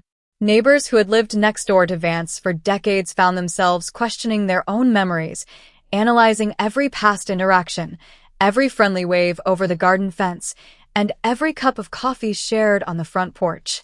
They struggled to reconcile the image of the helpful, soft-spoken elderly man who volunteered at local charities with a cold, calculating killer who had managed to carry out a violent crime and then slip seamlessly back into everyday life without showing a single crack in his composure. The realization that such profound evil could live right next door for 33 years, disguised under a sweater and a warm smile, shattered the neighborhood's fundamental sense of trust, leaving behind a subtle, persistent atmosphere of anxiety that no amount of time could entirely wash away. For the regional law enforcement community, the resolution of the Arizona 1993 case served as a watershed moment, completely redefining how unsolved violent crimes were approached across the Southwest. The dramatic success of forensic genetic genealogy in bringing Arthur Vance to justice demonstrated that the concept of a cold case was rapidly becoming obsolete in the modern era. Police departments and sheriff's offices across the region immediately began auditing their historical evidence vaults, pulling dusty boxes from forgotten shelves and subjecting decades-old biological samples to high-tech DNA sequencing techniques. The case was integrated into law enforcement training curricula across the state, serving as a powerful demonstration of how patience, modern computational tools, and rigorous evidence preservation could tear through the longest, most sophisticated cover-ups. Detectives who had spent years burdened by unresolved files found renewed inspiration, realizing that every preserved scrap of physical evidence held the potential to expose a killer, no matter how many decades had passed since the crime was committed. Meanwhile, The surviving family members of the victim continued their quiet, courageous journey toward healing, grounded in the absolute victory of truth over decades of agonizing silence. The charitable foundation established in her honor expanded its mission, offering financial assistance to fund specialized DNA testing for other long-abandoned cold cases, while providing emotional support networks for families enduring the unbearable torture of unsolved violent crimes. The empty place at their family table could never be filled, nor could the 33 stolen years ever be returned to them. Yet, the heavy, suffocating cloud of uncertainty that had defined their lives since that terrible July night in 1993 had finally lifted forever. They no longer had to live with the tormenting question of who had stolen her future, or whether her killer was out there enjoying a long, peaceful life without consequence. The truth had been spoken in a court of law, validated by science, and sealed behind the heavy steel doors of a maximum security prison. As weeks turned into months and months merged into years, the physical surroundings of the 1993 crime scene slowly blended back into the rapidly expanding metropolis of Phoenix, but the extraordinary narrative of the Arizona 1993 cold case solved, double life shattered by new arrest, remained permanently etched into the history of American true crime. The suburban house where the tragedy took place was eventually sold, remodeled, and filled with new life, its freshly painted walls and redesigned garden scrubbing away the tangible markers of that tragic evening. Yet, the story itself lived on as a towering, unassailable monument to human perseverance, technological progress, and the relentless search for justice. It stood as a permanent, echoing warning across the sun-baked desert. No matter how deeply a secret is buried, no matter how meticulously a double life is constructed, and no matter how many decades a murderer manages to evade capture, the long arm of justice will eventually reach through the darkness, drag the hidden truth into the light, and demand a full, inescapable reckoning. The suffocating quiet of cell block B settled over Arthur Vance like a heavy burial shroud, punctuated only by the dull, metallic hum of the prison ventilation system pushing dry desert air through the high concrete walls. Outside, the vast Arizona landscape rolled on into the darkness, indifferent to the old man sitting hunched on his narrow steel bunk, staring at his trembling hands in the pale glow of the corridor light. For 33 years, Vance had walked that very landscape as a free man, breathing the desert night air, enjoying the warmth of the morning sun, and resting comfortably in the belief that the past was a closed book, buried deep beneath the arid earth of Phoenix. But in the quiet isolation of his maximum security cell, the grand illusion had utterly vanished.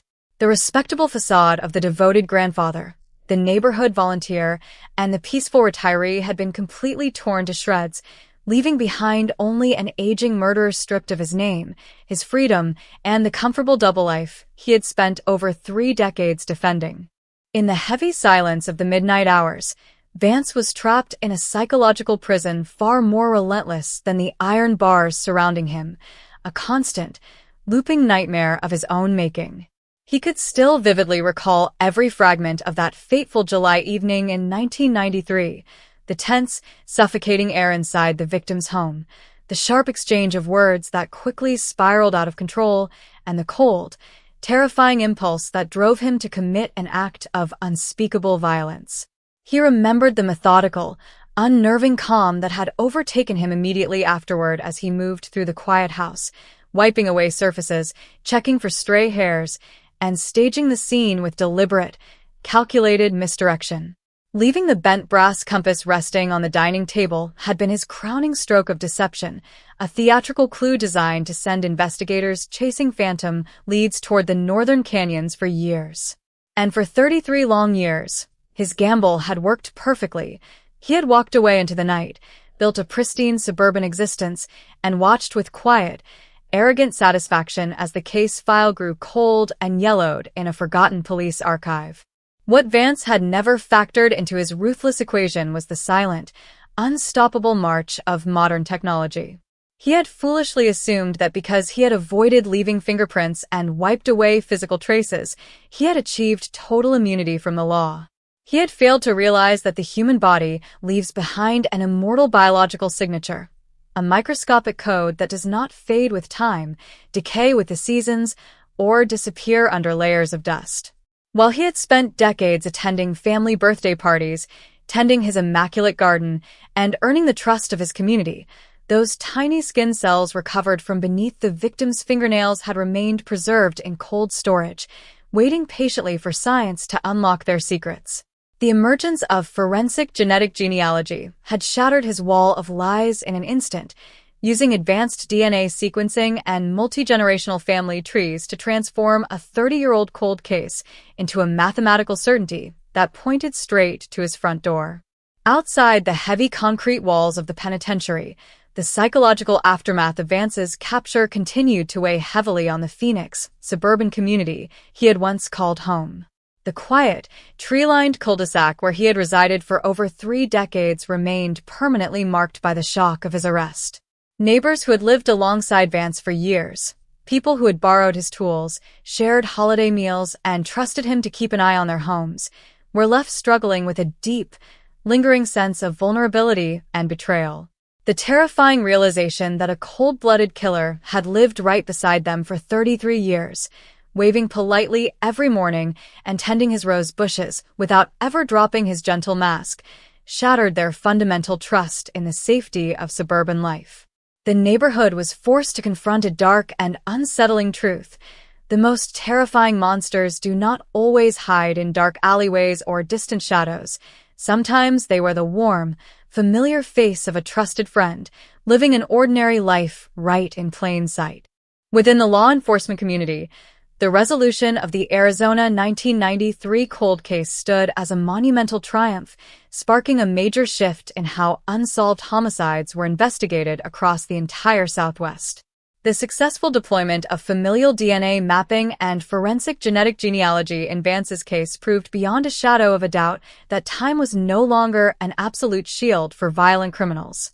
Police departments across the region immediately launched comprehensive reviews of their cold case archives, pulling old boxes from dusty storage facilities and sending preserved biological evidence for modern sequencing. The case was quickly integrated into training programs for forensic investigators and homicide detectives nationwide, serving as a powerful demonstration of how patience, scientific advancement, and rigorous evidence preservation could tear through even the most carefully constructed cover-ups. The message broadcast to every hidden perpetrator living a comfortable, secret life was clear, resounding, and terrifying. The clock was ticking, the shield of time was broken, and the past was no longer a safe place to hide. Meanwhile, the surviving family members of the victim continued their quiet, courageous journey toward healing, anchored in the complete victory of truth over decades of painful obscurity. The Memorial Foundation established in her honor grew steadily, providing critical funding for advanced DNA testing in neglected cold cases, while offering vital emotional support networks to families enduring the torturous uncertainty of unresolved violent crimes. The empty space at their family table could never be filled, nor could 33 stolen years ever be restored to them. Yet, the heavy, suffocating cloud of mystery that had hung over their lives since that dark July night in 1993 had finally lifted forever. They no longer had to live with the agonizing questions of who had stolen her future, or whether her killer was out there enjoying a long, peaceful life without consequence. The truth had been brought into the light, proven in a court of law, and sealed permanently behind prison steel. As months turned into years, the physical environment of the 1993 crime scene slowly merged back into the sprawling, bustling landscape of the growing Phoenix metropolis, but the extraordinary story of the Arizona 1993 cold case solved, double life shattered by new arrest, remained permanently etched into the annals of modern American criminology. The suburban home where the tragedy occurred was eventually sold, remodeled, and filled with new life, its updated interior and redesigned yard scrubbing away the tangible markers of that tragic evening. Yet, the narrative itself survived as a towering, unassailable monument to human resilience, technological innovation, and the relentless pursuit of justice. It stood as a permanent, echoing warning across the sun-baked desert.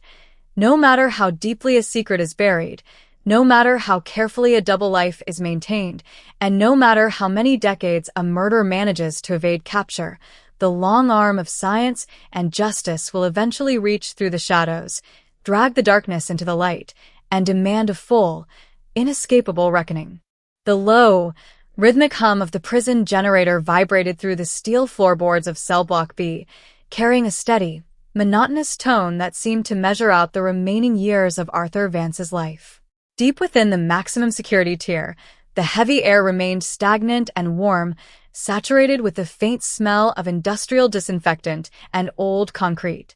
Sitting slumped on the edge of his narrow iron bed, Vance stared blankly at his calloused palms, tracing the faint lines of his aging skin under the harsh glare of the corridor light. For 33 long years, those same hands had turned the wheel of a comfortable suburban vehicle, held his children and grandchildren, and carefully manicured the lush lawn of his Phoenix home, all while hiding a blood-soaked secret beneath the skin. He had believed, with absolute, unwavering arrogance, that the dry desert winds had swept away his past forever.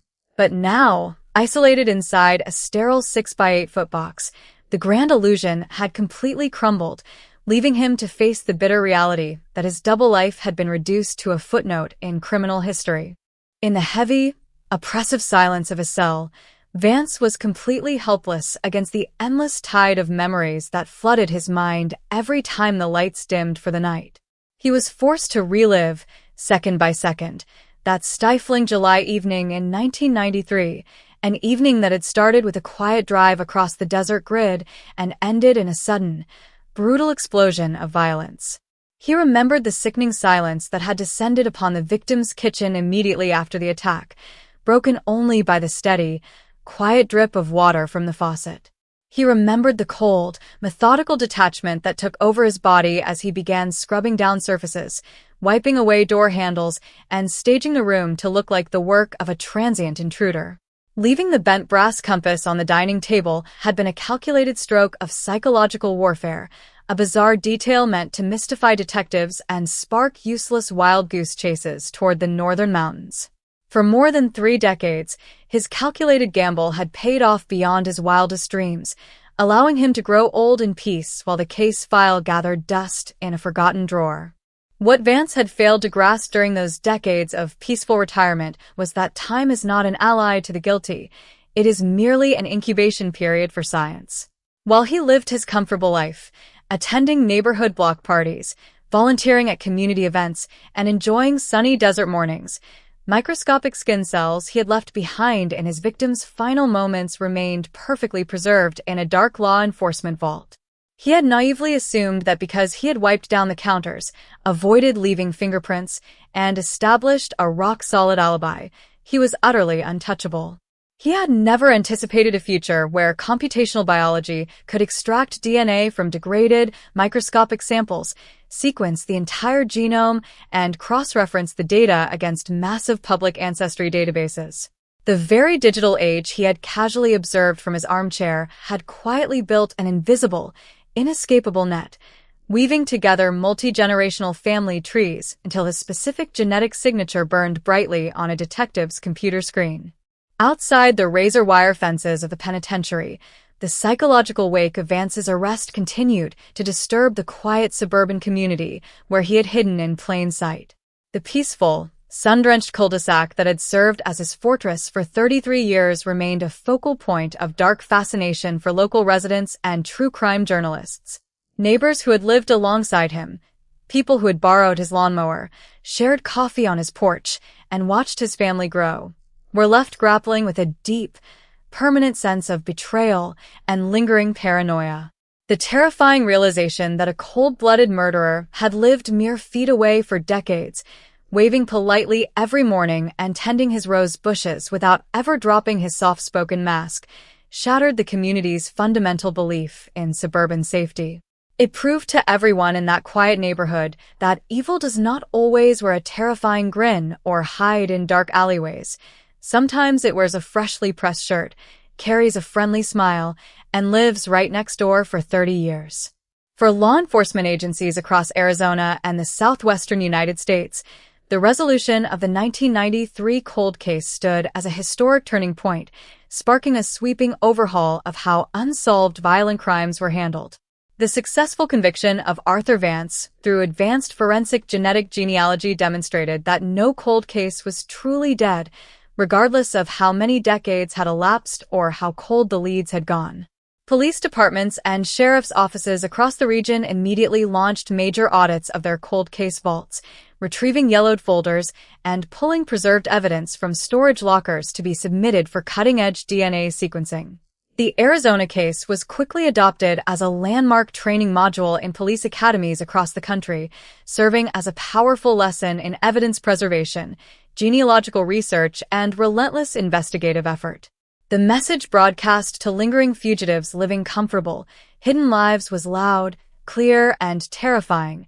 Time was no longer a shield, the past was no longer safe, and science would eventually come knocking. Meanwhile, the surviving family members of the victim continued their quiet, courageous journey toward healing, grounded in the ultimate victory of truth over decades of painful obscurity. The charitable foundation created in her honor flourished, providing crucial financial assistance for forensic testing in neglected cold cases while offering vital emotional support networks to families enduring the agonizing uncertainty of unsolved violent crimes. The empty chair at their holiday table could never be filled, nor could 33 stolen years ever be returned to them. Yet, the heavy, suffocating cloud of mystery that had hung over their lives since that dark July night in 1993 had finally lifted forever.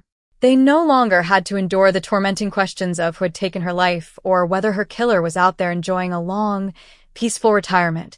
The truth had been spoken in court, verified by science, and locked away permanently behind heavy prison steel.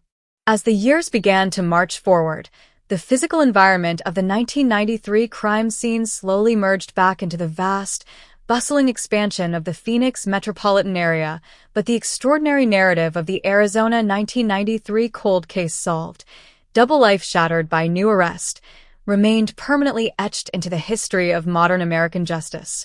The suburban house where the tragedy occurred was eventually sold, renovated, and filled with new life, its freshly painted walls and updated garden scrubbing away the tangible markers of that dark night. Yet, the story itself survived as a towering, unassailable monument to human perseverance, technological progress, and the unyielding pursuit of justice. It stood as a permanent, echoing warning across the sun-baked desert. No matter how deeply a secret is buried, no matter how carefully a double life is constructed, and no matter how many decades a murderer manages to evade capture, the long arm of science and justice will eventually reach through the shadows, drag the darkness into the light, and demand a full, inescapable reckoning. The heavy, rhythmic clanking of keys against the iron railing echoed down the concrete corridor of Cell Block B, breaking the stifling silence that clung to Arthur Vance's isolated cell like a heavy, suffocating fog. Outside the thick, windowless walls of the maximum security facility, the searing Arizona heat beat down relentlessly on the surrounding desert, baking the earth just as it had on that fateful night in July 1993.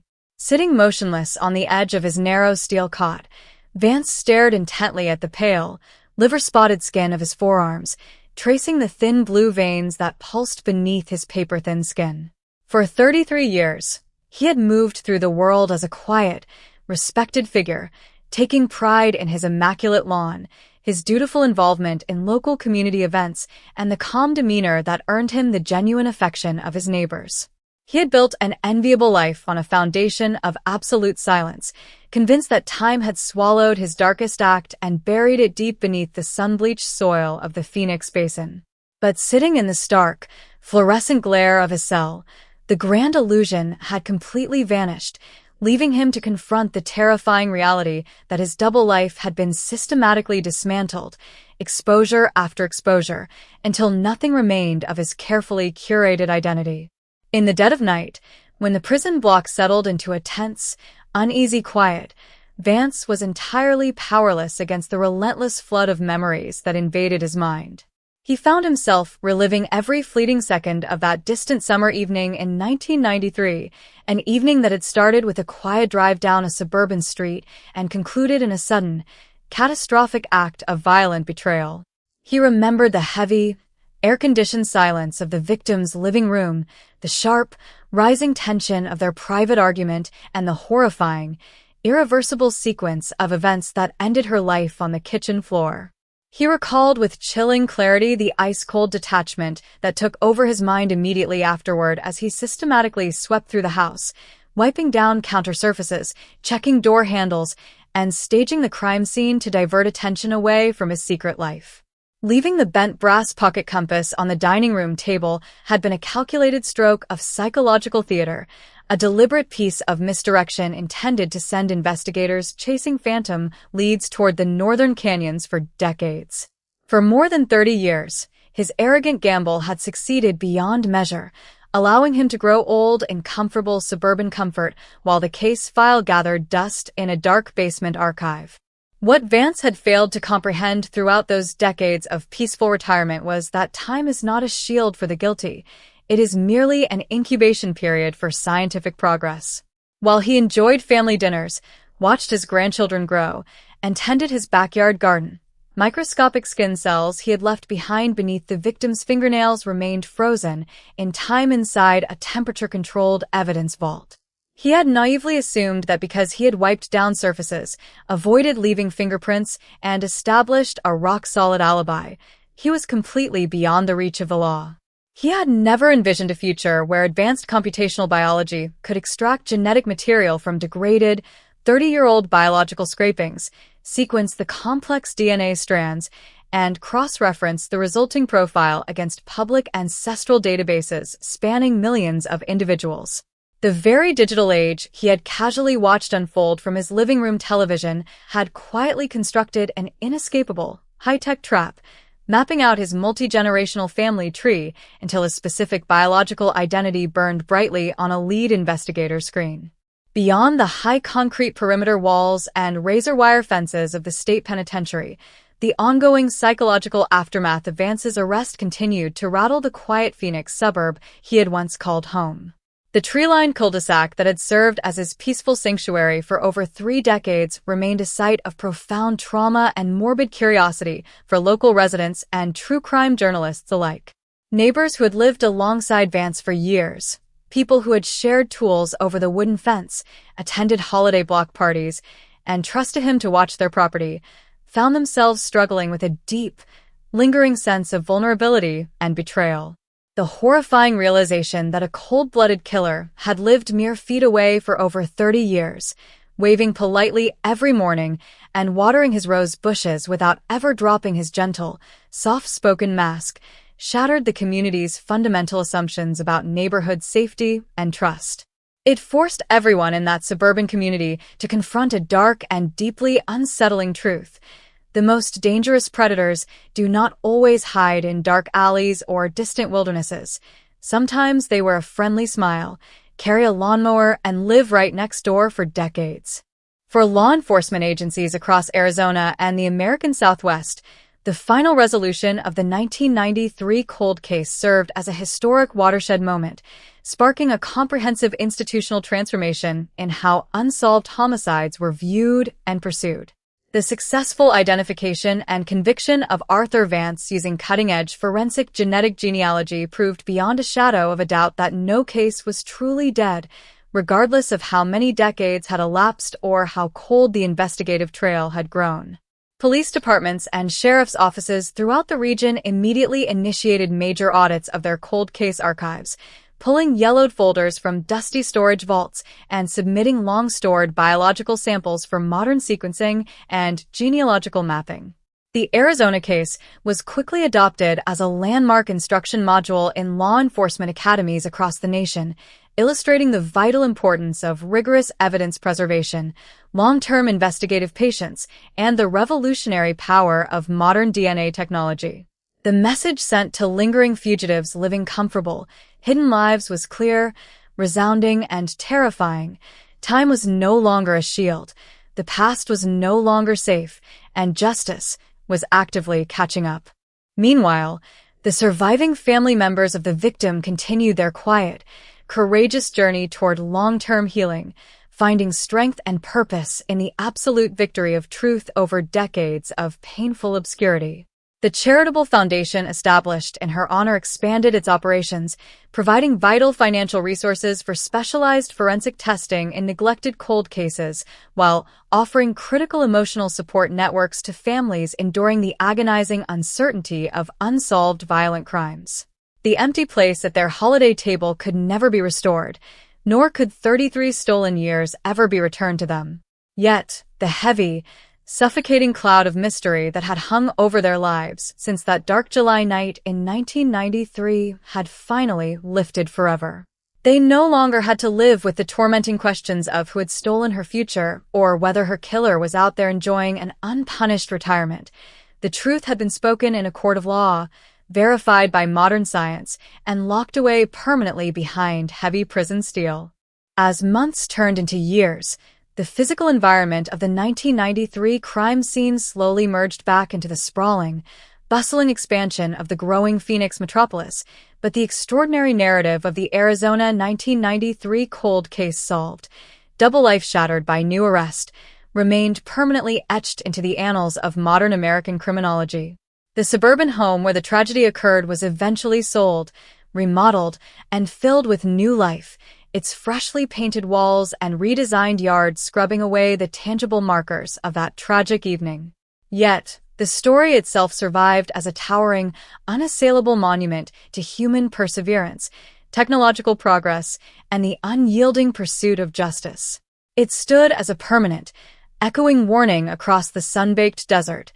No matter how deeply a secret is buried, no matter how carefully a double life is constructed, and no matter how many decades a murder manages to evade capture, the long arm of science and justice will eventually reach through the shadows, drag the darkness into the light, and demand a full, inescapable reckoning. The low, persistent buzz of the overhead fluorescent light in Cell Block B hummed like a distant insect, casting a pale, sickly glare across the cold concrete floor where Arthur Vance sat motionless on his narrow iron cot. Outside the thick, reinforced walls of the state penitentiary, the desert night was deep and vast, holding the dry heat of the Arizona wilderness that had, for over 3 decades, silently kept his terrifying secret. In the heavy stillness of the late hours, Vance stared down at his withered hands that had once been welcomed with warm handshakes at church functions, hands that had built garden trellises and embraced grandchildren, but hands that were now indelibly marked by the law as the tools of a calculated, cold-blooded murder. The grand facade that had protected him through 33 years of peaceful suburban life was completely gone. In its place remained only the stark, unyielding truth of a long-buried crime finally dragged into the unforgiving light of modern justice. For hours on end, surrounded by the sterile gray walls of his isolation cell, Vance was forced into an unbroken, solitary confrontation with the memory of that July night in 1993. The passage of time had done nothing to dim the sharp, vivid details of the kitchen where a life had been violently extinguished. He remembered the quiet hum of the air conditioner, the rising heat of an argument that broke through years of hidden tension, and the sudden, brutal actions that left his victim lifeless on the floor. He remembered the eerie composure that had settled over him in the immediate aftermath as he methodically wiped down surfaces, staged the scene to suggest an uninvited intruder, and placed the bent brass pocket compass on the dining table, a strange, theatrical clue designed to send investigators down endless false trails toward the northern canyons. For more than 30 years, that calculated misdirection had worked precisely as planned, allowing him to slip back into his ordinary life, wear the comfortable mask of a respected community member, and grow old while the official case file lay dormant in a dusty archive box.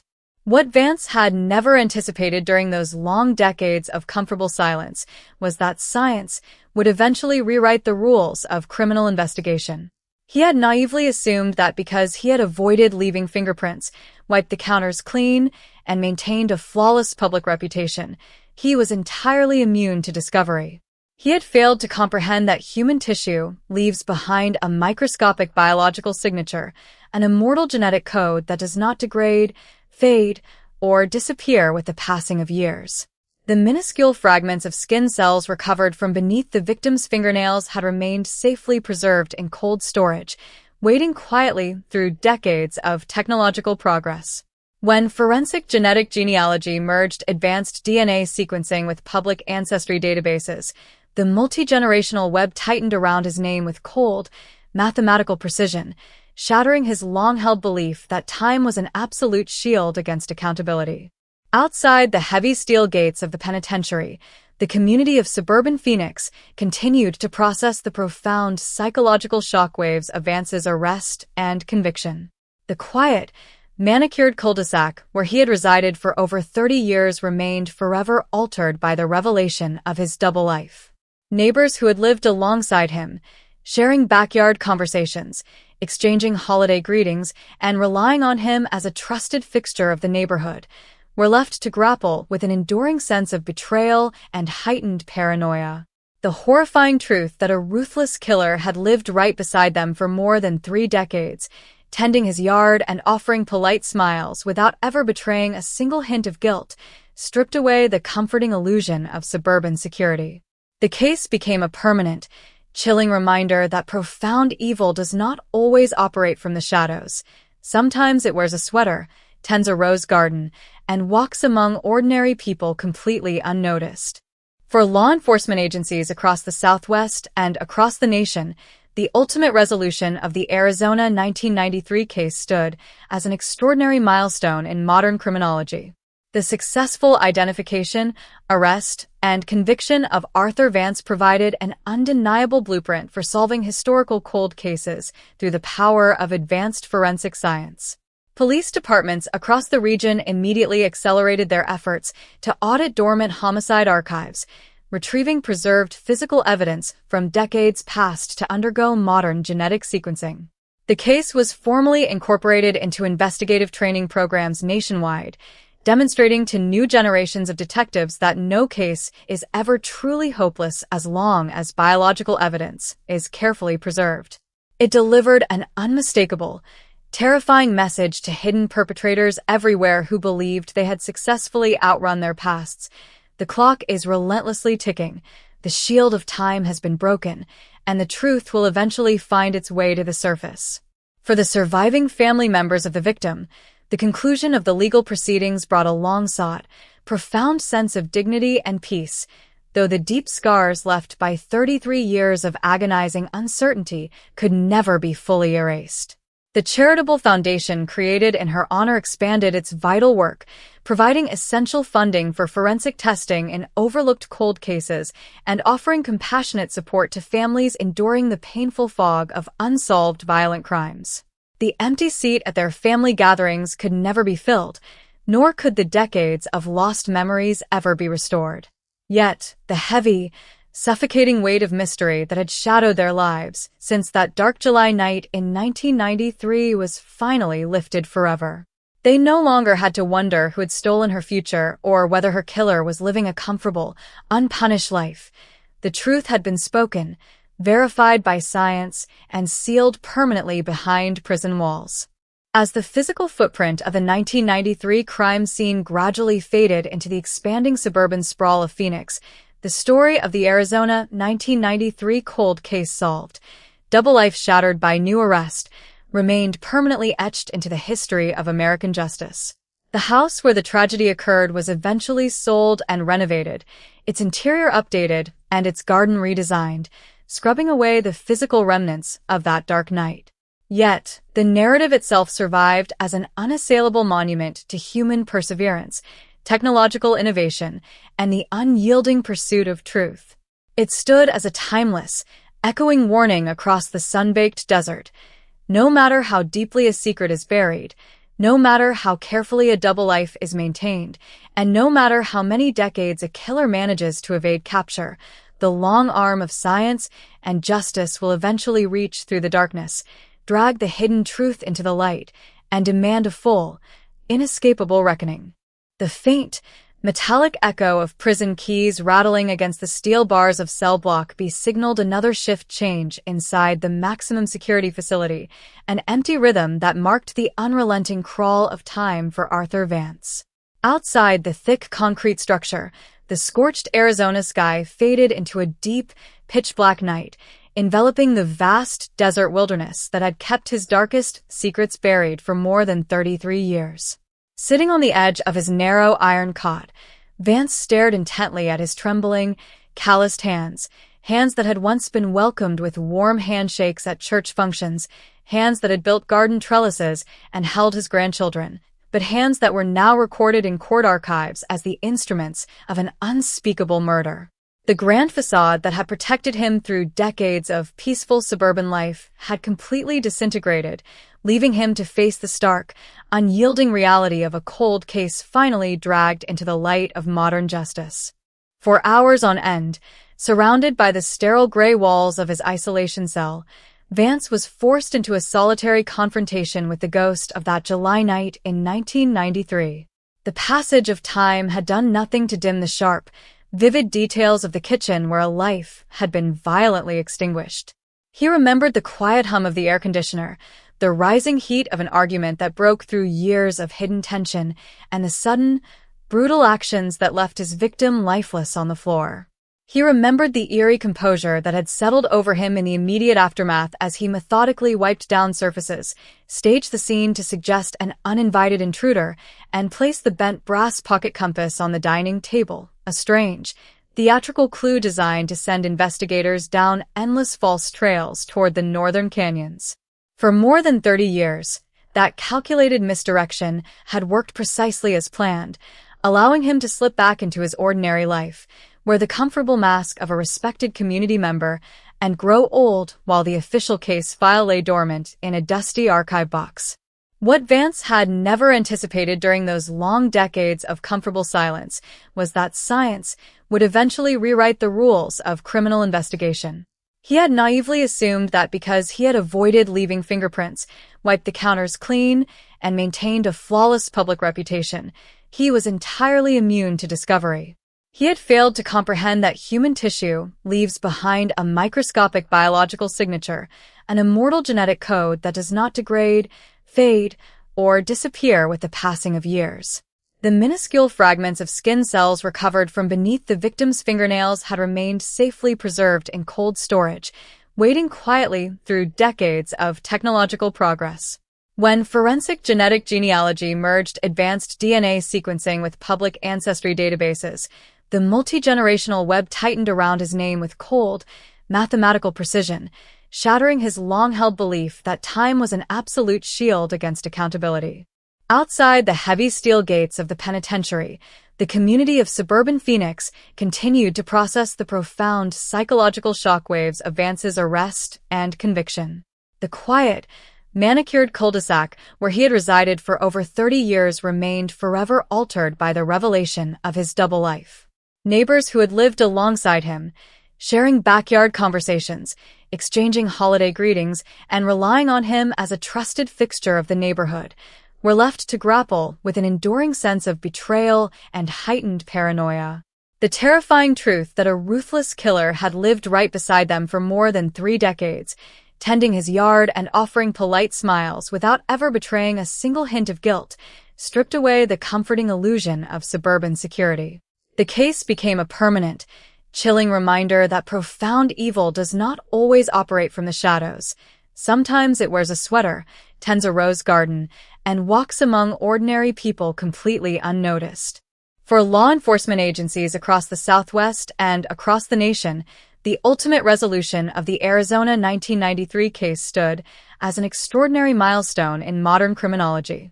The successful identification, arrest, and conviction of Arthur Vance provided an undeniable blueprint for solving historical cold cases through the power of advanced forensic science. Police departments across the region immediately accelerated their efforts to audit dormant homicide archives, retrieving preserved physical evidence from decades past to undergo modern genetic sequencing.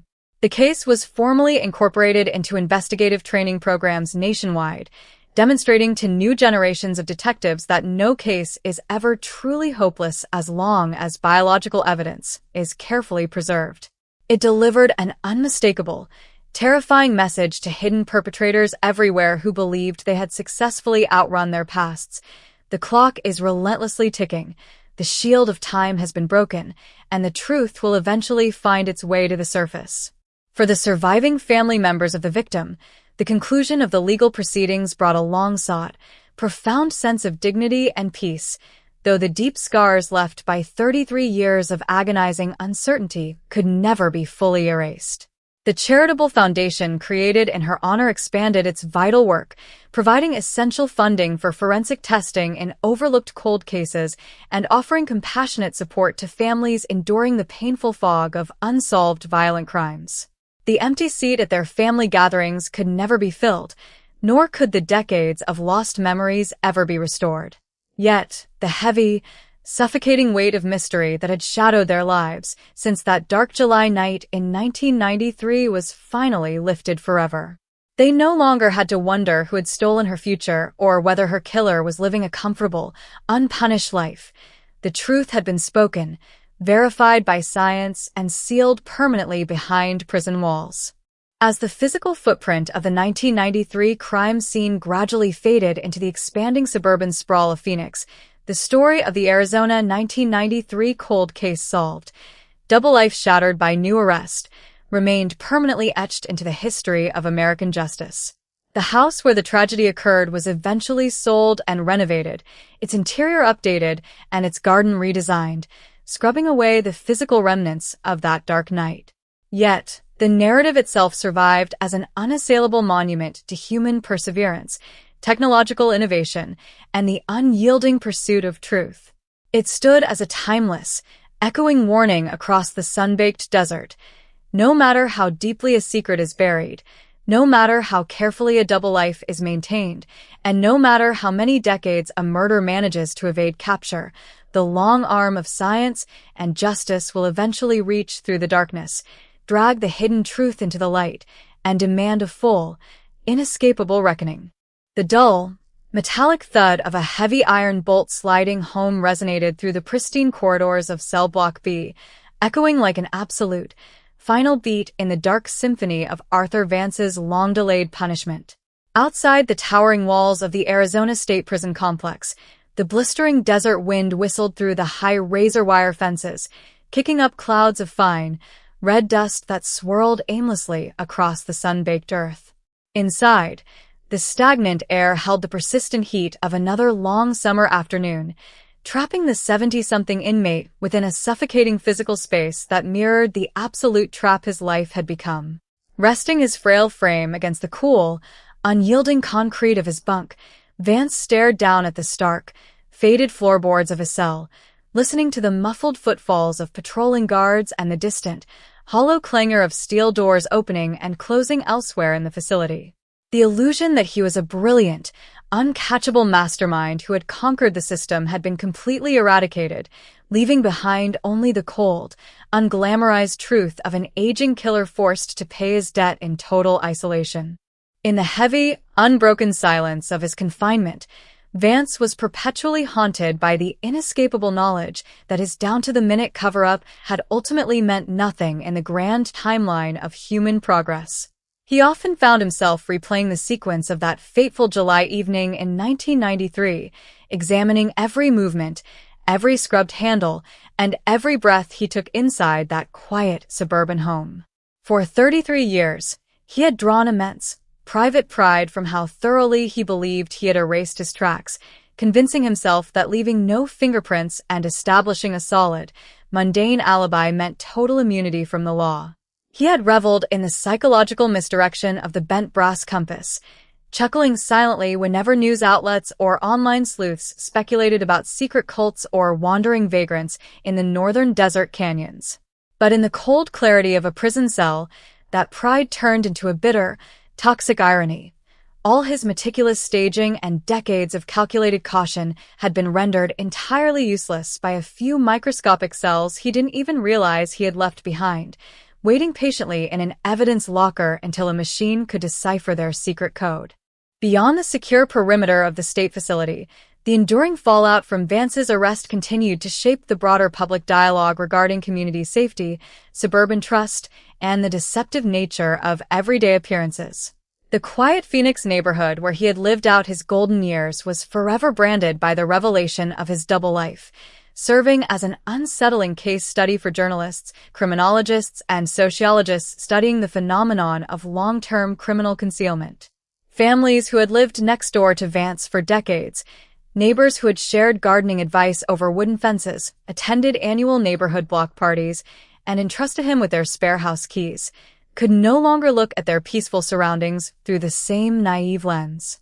The frightening reality that a cold-blooded murderer had lived mere feet away from their children, watering his rose bushes and offering polite, elderly smiles every single morning without ever dropping his harmless mask, left an invisible, permanent scar on the collective psyche of the community.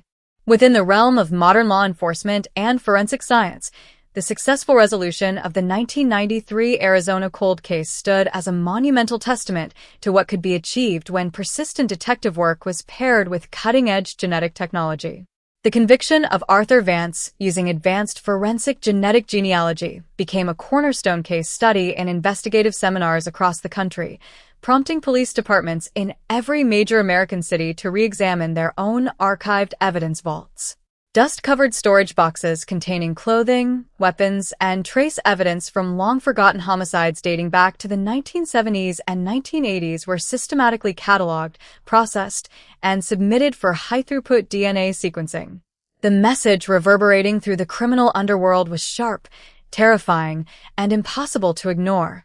The temporal shield that many hidden fugitives relied upon was permanently shattered, and time was no longer an ally to those who believed their past crimes were safely buried. For the surviving family members of the victim, the finality of Vance's sentence provided a quiet, profound sense of dignity that had been stolen from them for more than 3 decades.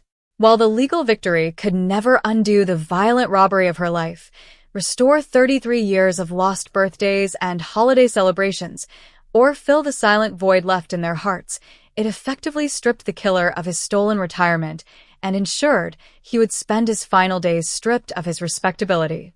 The foundation established in her honor continued to flourish, funding DNA testing for underprivileged cold case families and ensuring that her legacy was defined not by the violence of her death, but by the relentless pursuit of justice her story inspired. They no longer had to live with the tormenting, open-ended question of who had committed the dark act or whether her killer was out there enjoying the sun unpunished. The answer was written into public record, validated by science, and locked away behind steel and concrete forever. As the physical environment of the 1993 crime scene faded into the broader, ever-expanding grid of the Phoenix metropolitan sprawl, the narrative of the Arizona 1993 cold case solved, double life shattered by new arrest, remained permanently etched as a beacon of hope for families still waiting in the dark. The house where the murder occurred had long since been repainted, remodeled, and filled with new memories, effectively erasing the physical traces of that tragic July night. Yet, the story itself endured as an unassailable monument to human perseverance, technological evolution, and the unyielding weight of moral accountability. It served as a permanent, echoing warning across the sun-baked desert landscape. No matter how deeply a secret is buried beneath the sands of time, no matter how carefully a double life is maintained, and no matter how many decades a killer manages to outrun the law, the long, unyielding arm of science and justice will eventually reach through the shadows, drag the darkness into the light, and demand an absolute, inescapable reckoning. The sharp, echoing click of the guard's heavy leather boots against the polished linoleum floor served as the only metronome inside the maximum security tier of Cell Block B, counting down the sterile, hollow hours of Arthur Vance's permanent imprisonment. Outside the high, concrete perimeter walls topped with coils of gleaming razor wire, the relentless Arizona sun beat down upon the desert landscape, casting long, stark shadows across the arid earth that had silently guarded his darkest secret for over 3 decades. Inside the quiet confines of his cell, the suffocating heat lingered like an inescapable specter, forcing the 70-something inmate to sit motionless on his narrow iron bunk, staring blankly at the pale gray walls that now define the absolute boundaries of his existence.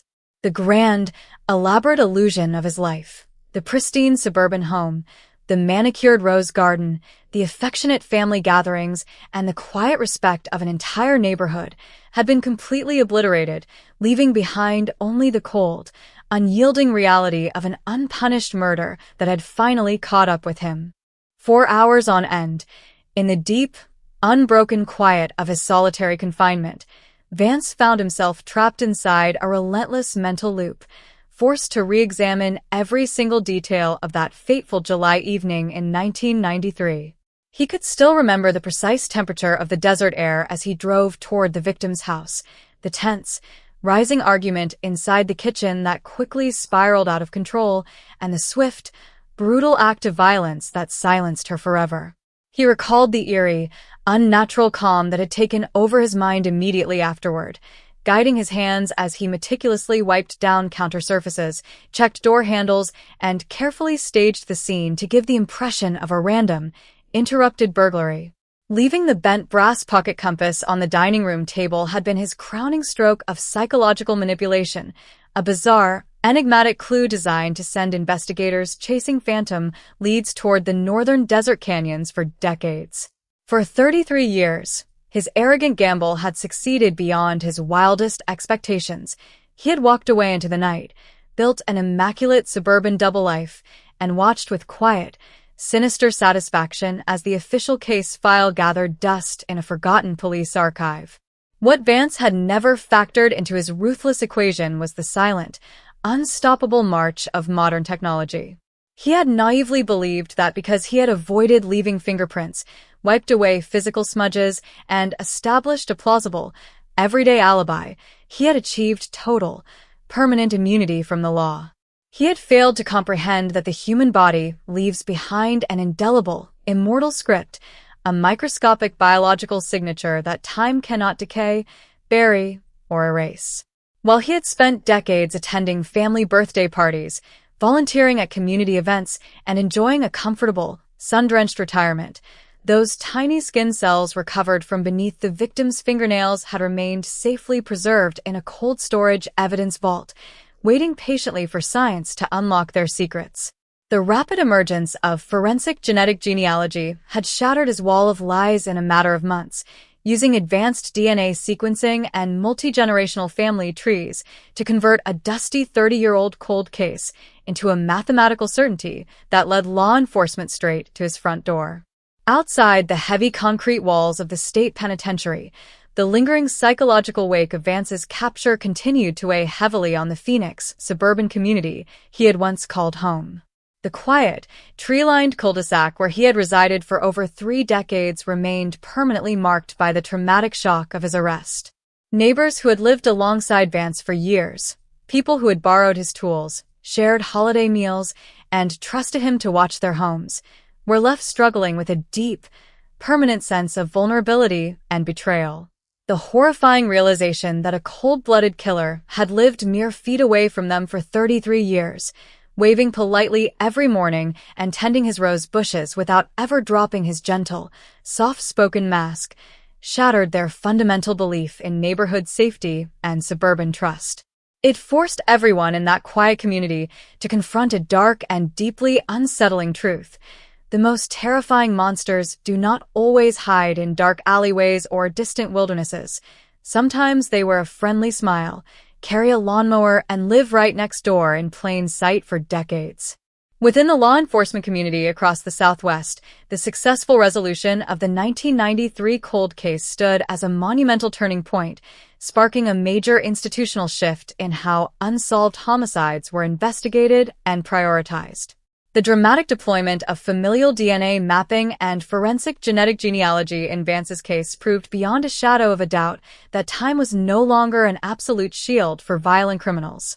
Police departments and sheriff's offices throughout the region immediately initiated comprehensive reviews of their cold case archives, pulling old boxes from dusty storage vaults and submitting long-stored biological evidence for modern genetic sequencing. The Arizona case was quickly adopted as a landmark instruction module in police academies and investigative seminars nationwide, illustrating the vital importance of rigorous evidence preservation, long-term patience, and the revolutionary power of computational biology. The message broadcast to lingering fugitives living comfortable, hidden lives was clear, resounding, and terrifying. The clock was relentlessly ticking. The shield of time had permanently broken, and the past was no longer a safe place to hide. Meanwhile, the surviving family members of the victim continued their quiet, courageous journey toward long-term healing, anchored in the complete victory of truth over decades of painful obscurity. The charitable foundation established in her honor grew steadily, providing critical financial resources for advanced DNA testing in neglected cold cases, while offering vital emotional support networks to families enduring the torturous uncertainty of unresolved violent crimes. The empty place at their holiday table could never be filled, nor could 33 stolen years ever be restored to them. Yet, the heavy, suffocating cloud of mystery that had hung over their lives since that dark July night in 1993 had finally lifted forever. They no longer had to live with the agonizing questions of who had taken her future or whether her killer was out there enjoying a long, peaceful retirement. The truth had been brought into the light, proven in a court of law, and sealed permanently behind heavy prison steel. As months turned into years, the physical environment of the 1993 crime scene slowly merged back into the vast, bustling expansion of the Phoenix metropolitan area, but the extraordinary narrative of the Arizona 1993 cold case solved, double life shattered by new arrest, remained permanently etched into the annals of modern American criminology. The suburban home where the tragedy occurred was eventually sold, remodeled, and filled with new life, its freshly painted walls and redesigned yards scrubbing away the tangible markers of that dark night. Yet, the story itself survived as a towering, unassailable monument to human perseverance, technological progress, and the unyielding pursuit of justice. It stood as a permanent, echoing warning across the sun-baked desert. No matter how deeply a secret is buried, no matter how carefully a double life is maintained, and no matter how many decades a murder manages to evade capture, the long arm of science and justice will eventually reach through the shadows, drag the darkness into the light, and demand a full, inescapable reckoning. The slow, heavy buzz of the prison block transformer hummed through the concrete floor of cell block B, a monotonous, unbroken sound that marked the quiet passage of another night for Arthur Vance. Outside the high, windowless walls of the maximum security tier, the vast Arizona desert rolled out into the dark, silent and indifferent to the aging inmate sitting on his narrow, iron cot. For over 33 years, Vance had walked that very landscape as a free man, breathing the cool night air, enjoying the warmth of the morning sun, and resting comfortably in the arrogant belief that the desert soil had absorbed his crime forever. But inside the sterile walls of his prison cell, the grand illusion had utterly vanished. The respectable facade of the devoted grandfather, the neighborhood volunteer, and the quiet retiree had been stripped away completely, leaving behind only an aging murderer confronted by the absolute destruction of his double life. In the heavy silence of his solitary confinement, Vance found himself locked in a relentless mental loop, forced to re-examine every single detail of that fateful July evening in 1993.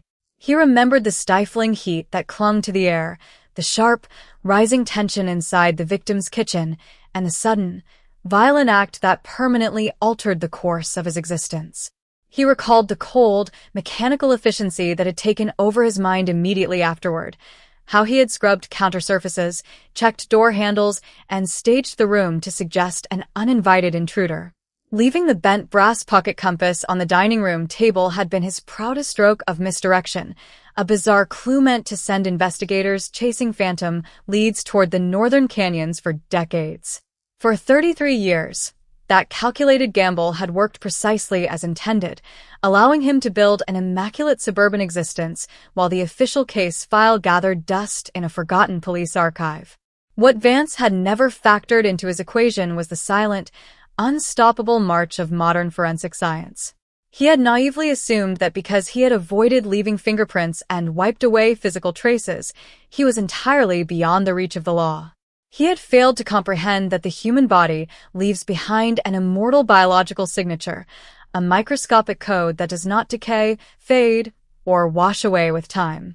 While he had spent decades attending family birthday parties, tending his immaculate rose bushes, and earning the trust of his community, those microscopic skin cells recovered from beneath the victim's fingernails had remained safely preserved in a cold storage evidence locker. The rapid emergence of forensic genetic genealogy shattered his wall of lies in an instant, using advanced DNA sequencing and multi-generational family trees to convert a dusty 30-year-old cold case into a mathematical certainty that pointed straight to his front door. Outside the heavy concrete walls of the state penitentiary, the psychological wake of Vance's arrest continued to disturb the quiet Phoenix suburb he had once called home. The tree-lined cul-de-sac that had served as his peaceful sanctuary for over 3 decades remained a site of dark fascination for local residents and true crime journalists alike. Neighbors who had lived alongside Vance for years, people who had borrowed his tools, shared holiday meals, and trusted him to watch their homes, were left struggling with a deep, permanent sense of vulnerability and betrayal. The horrifying realization that a cold-blooded killer had lived mere feet away from them for 33 years, waving politely every morning and tending his yard without ever dropping his gentle, soft-spoken mask, shattered their fundamental belief in neighborhood safety and suburban trust.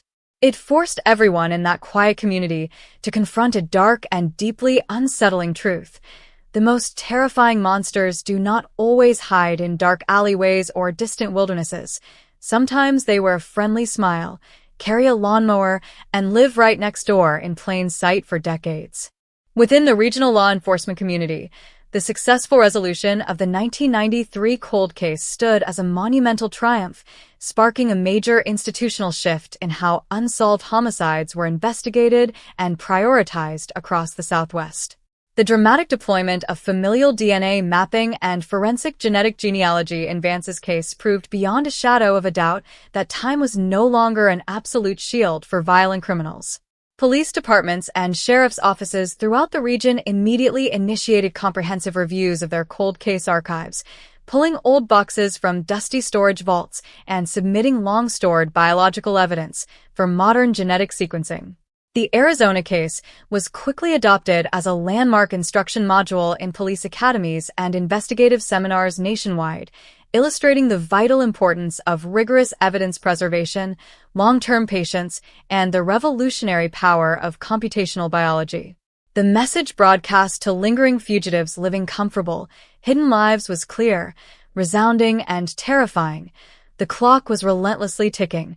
The shield of time had permanently broken, and the past was no longer a safe place to hide.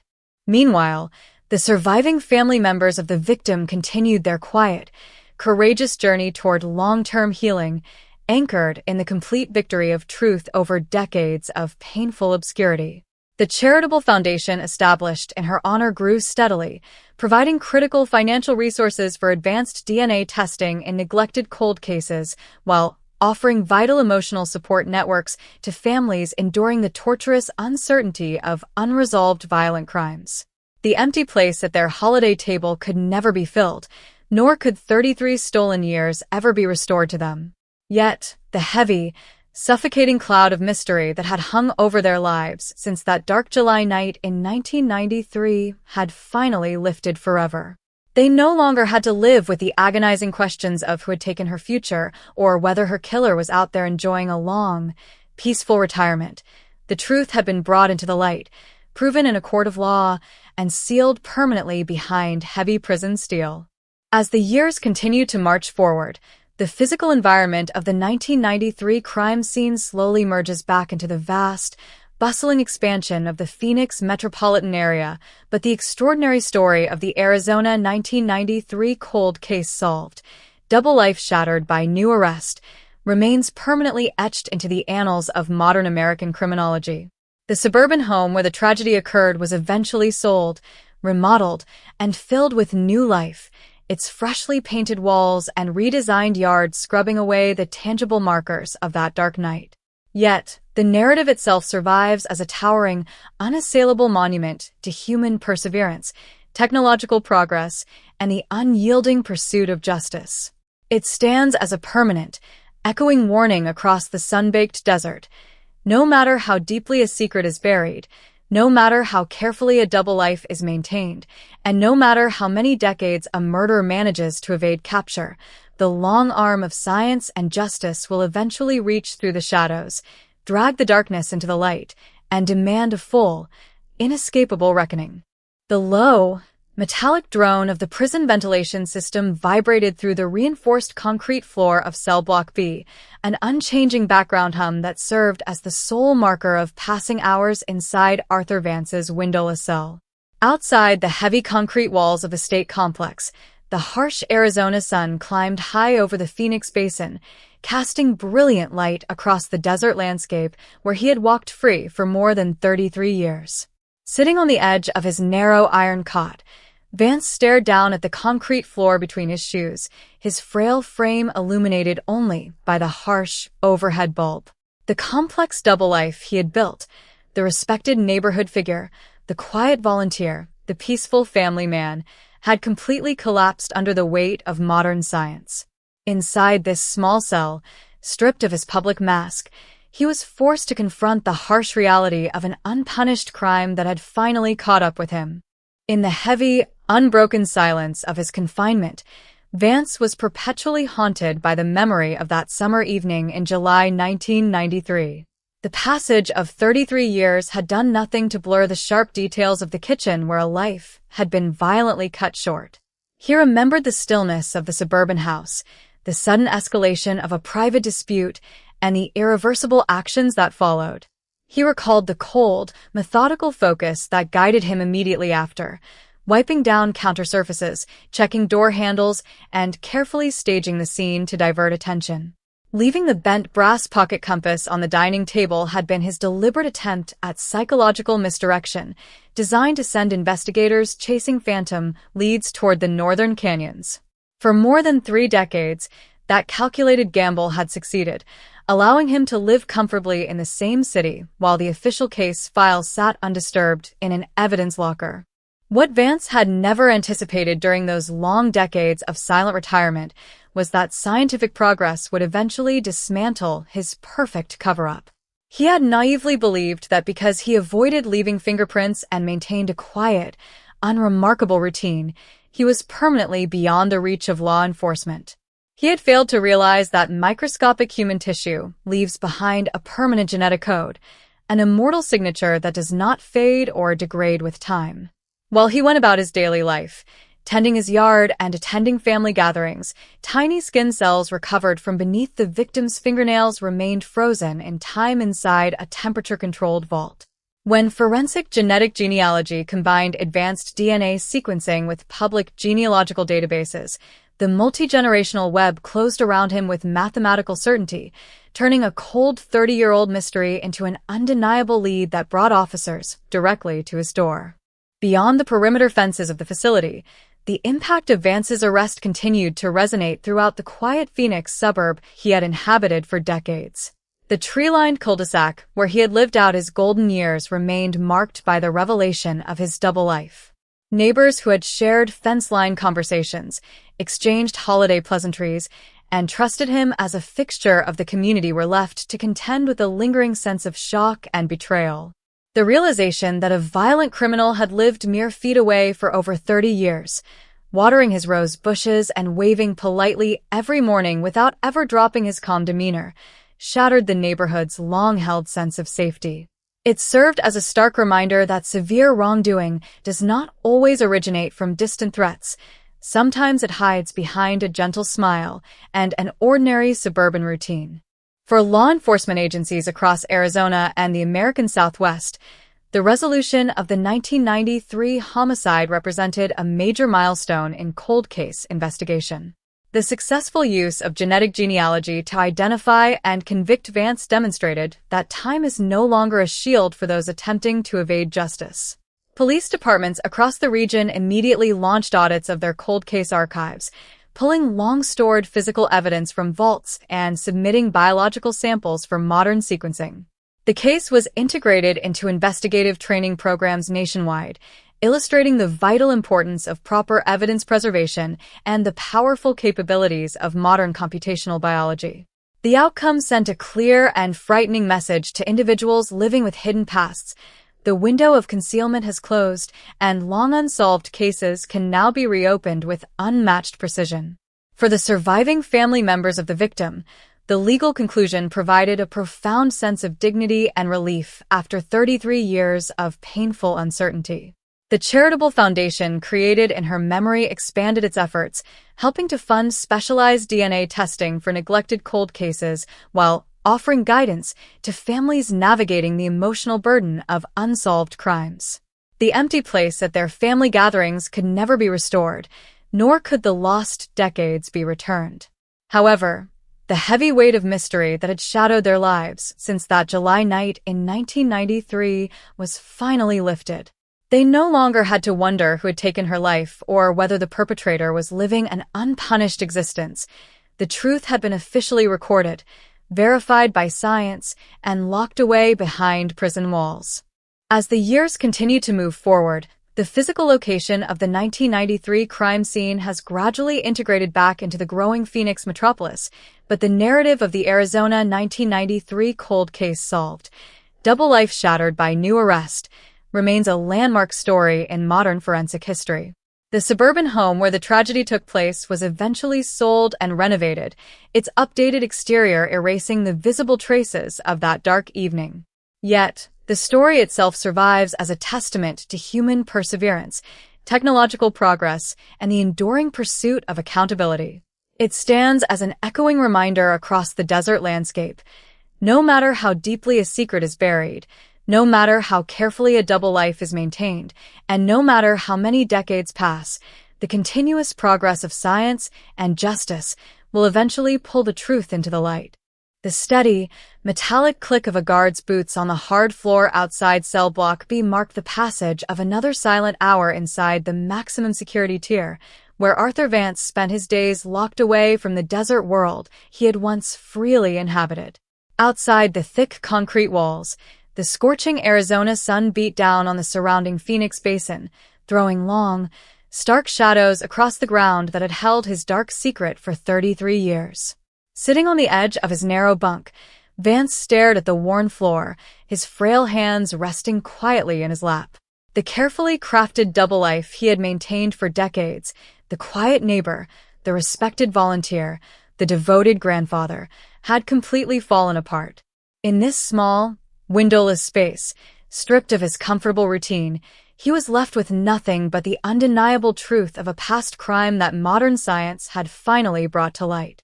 In the heavy quiet of his cell, Vance found himself replaying the events of that summer evening in July 1993. The passing decades had done nothing to blur the details of the quiet kitchen where a life was violently cut short. He remembered the stillness of the neighborhood, the sudden escalation of a private conflict, and the irreversible actions that followed. He recalled the cold focus that took over immediately afterward as he wiped down counter surfaces, checked door handles, and staged the scene to divert suspicion.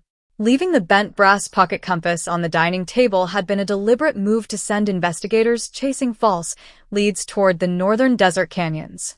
For 33 years, that calculated distraction worked, allowing him to live a normal life in the very same city while the case file sat untouched in a police storage vault. What Vance never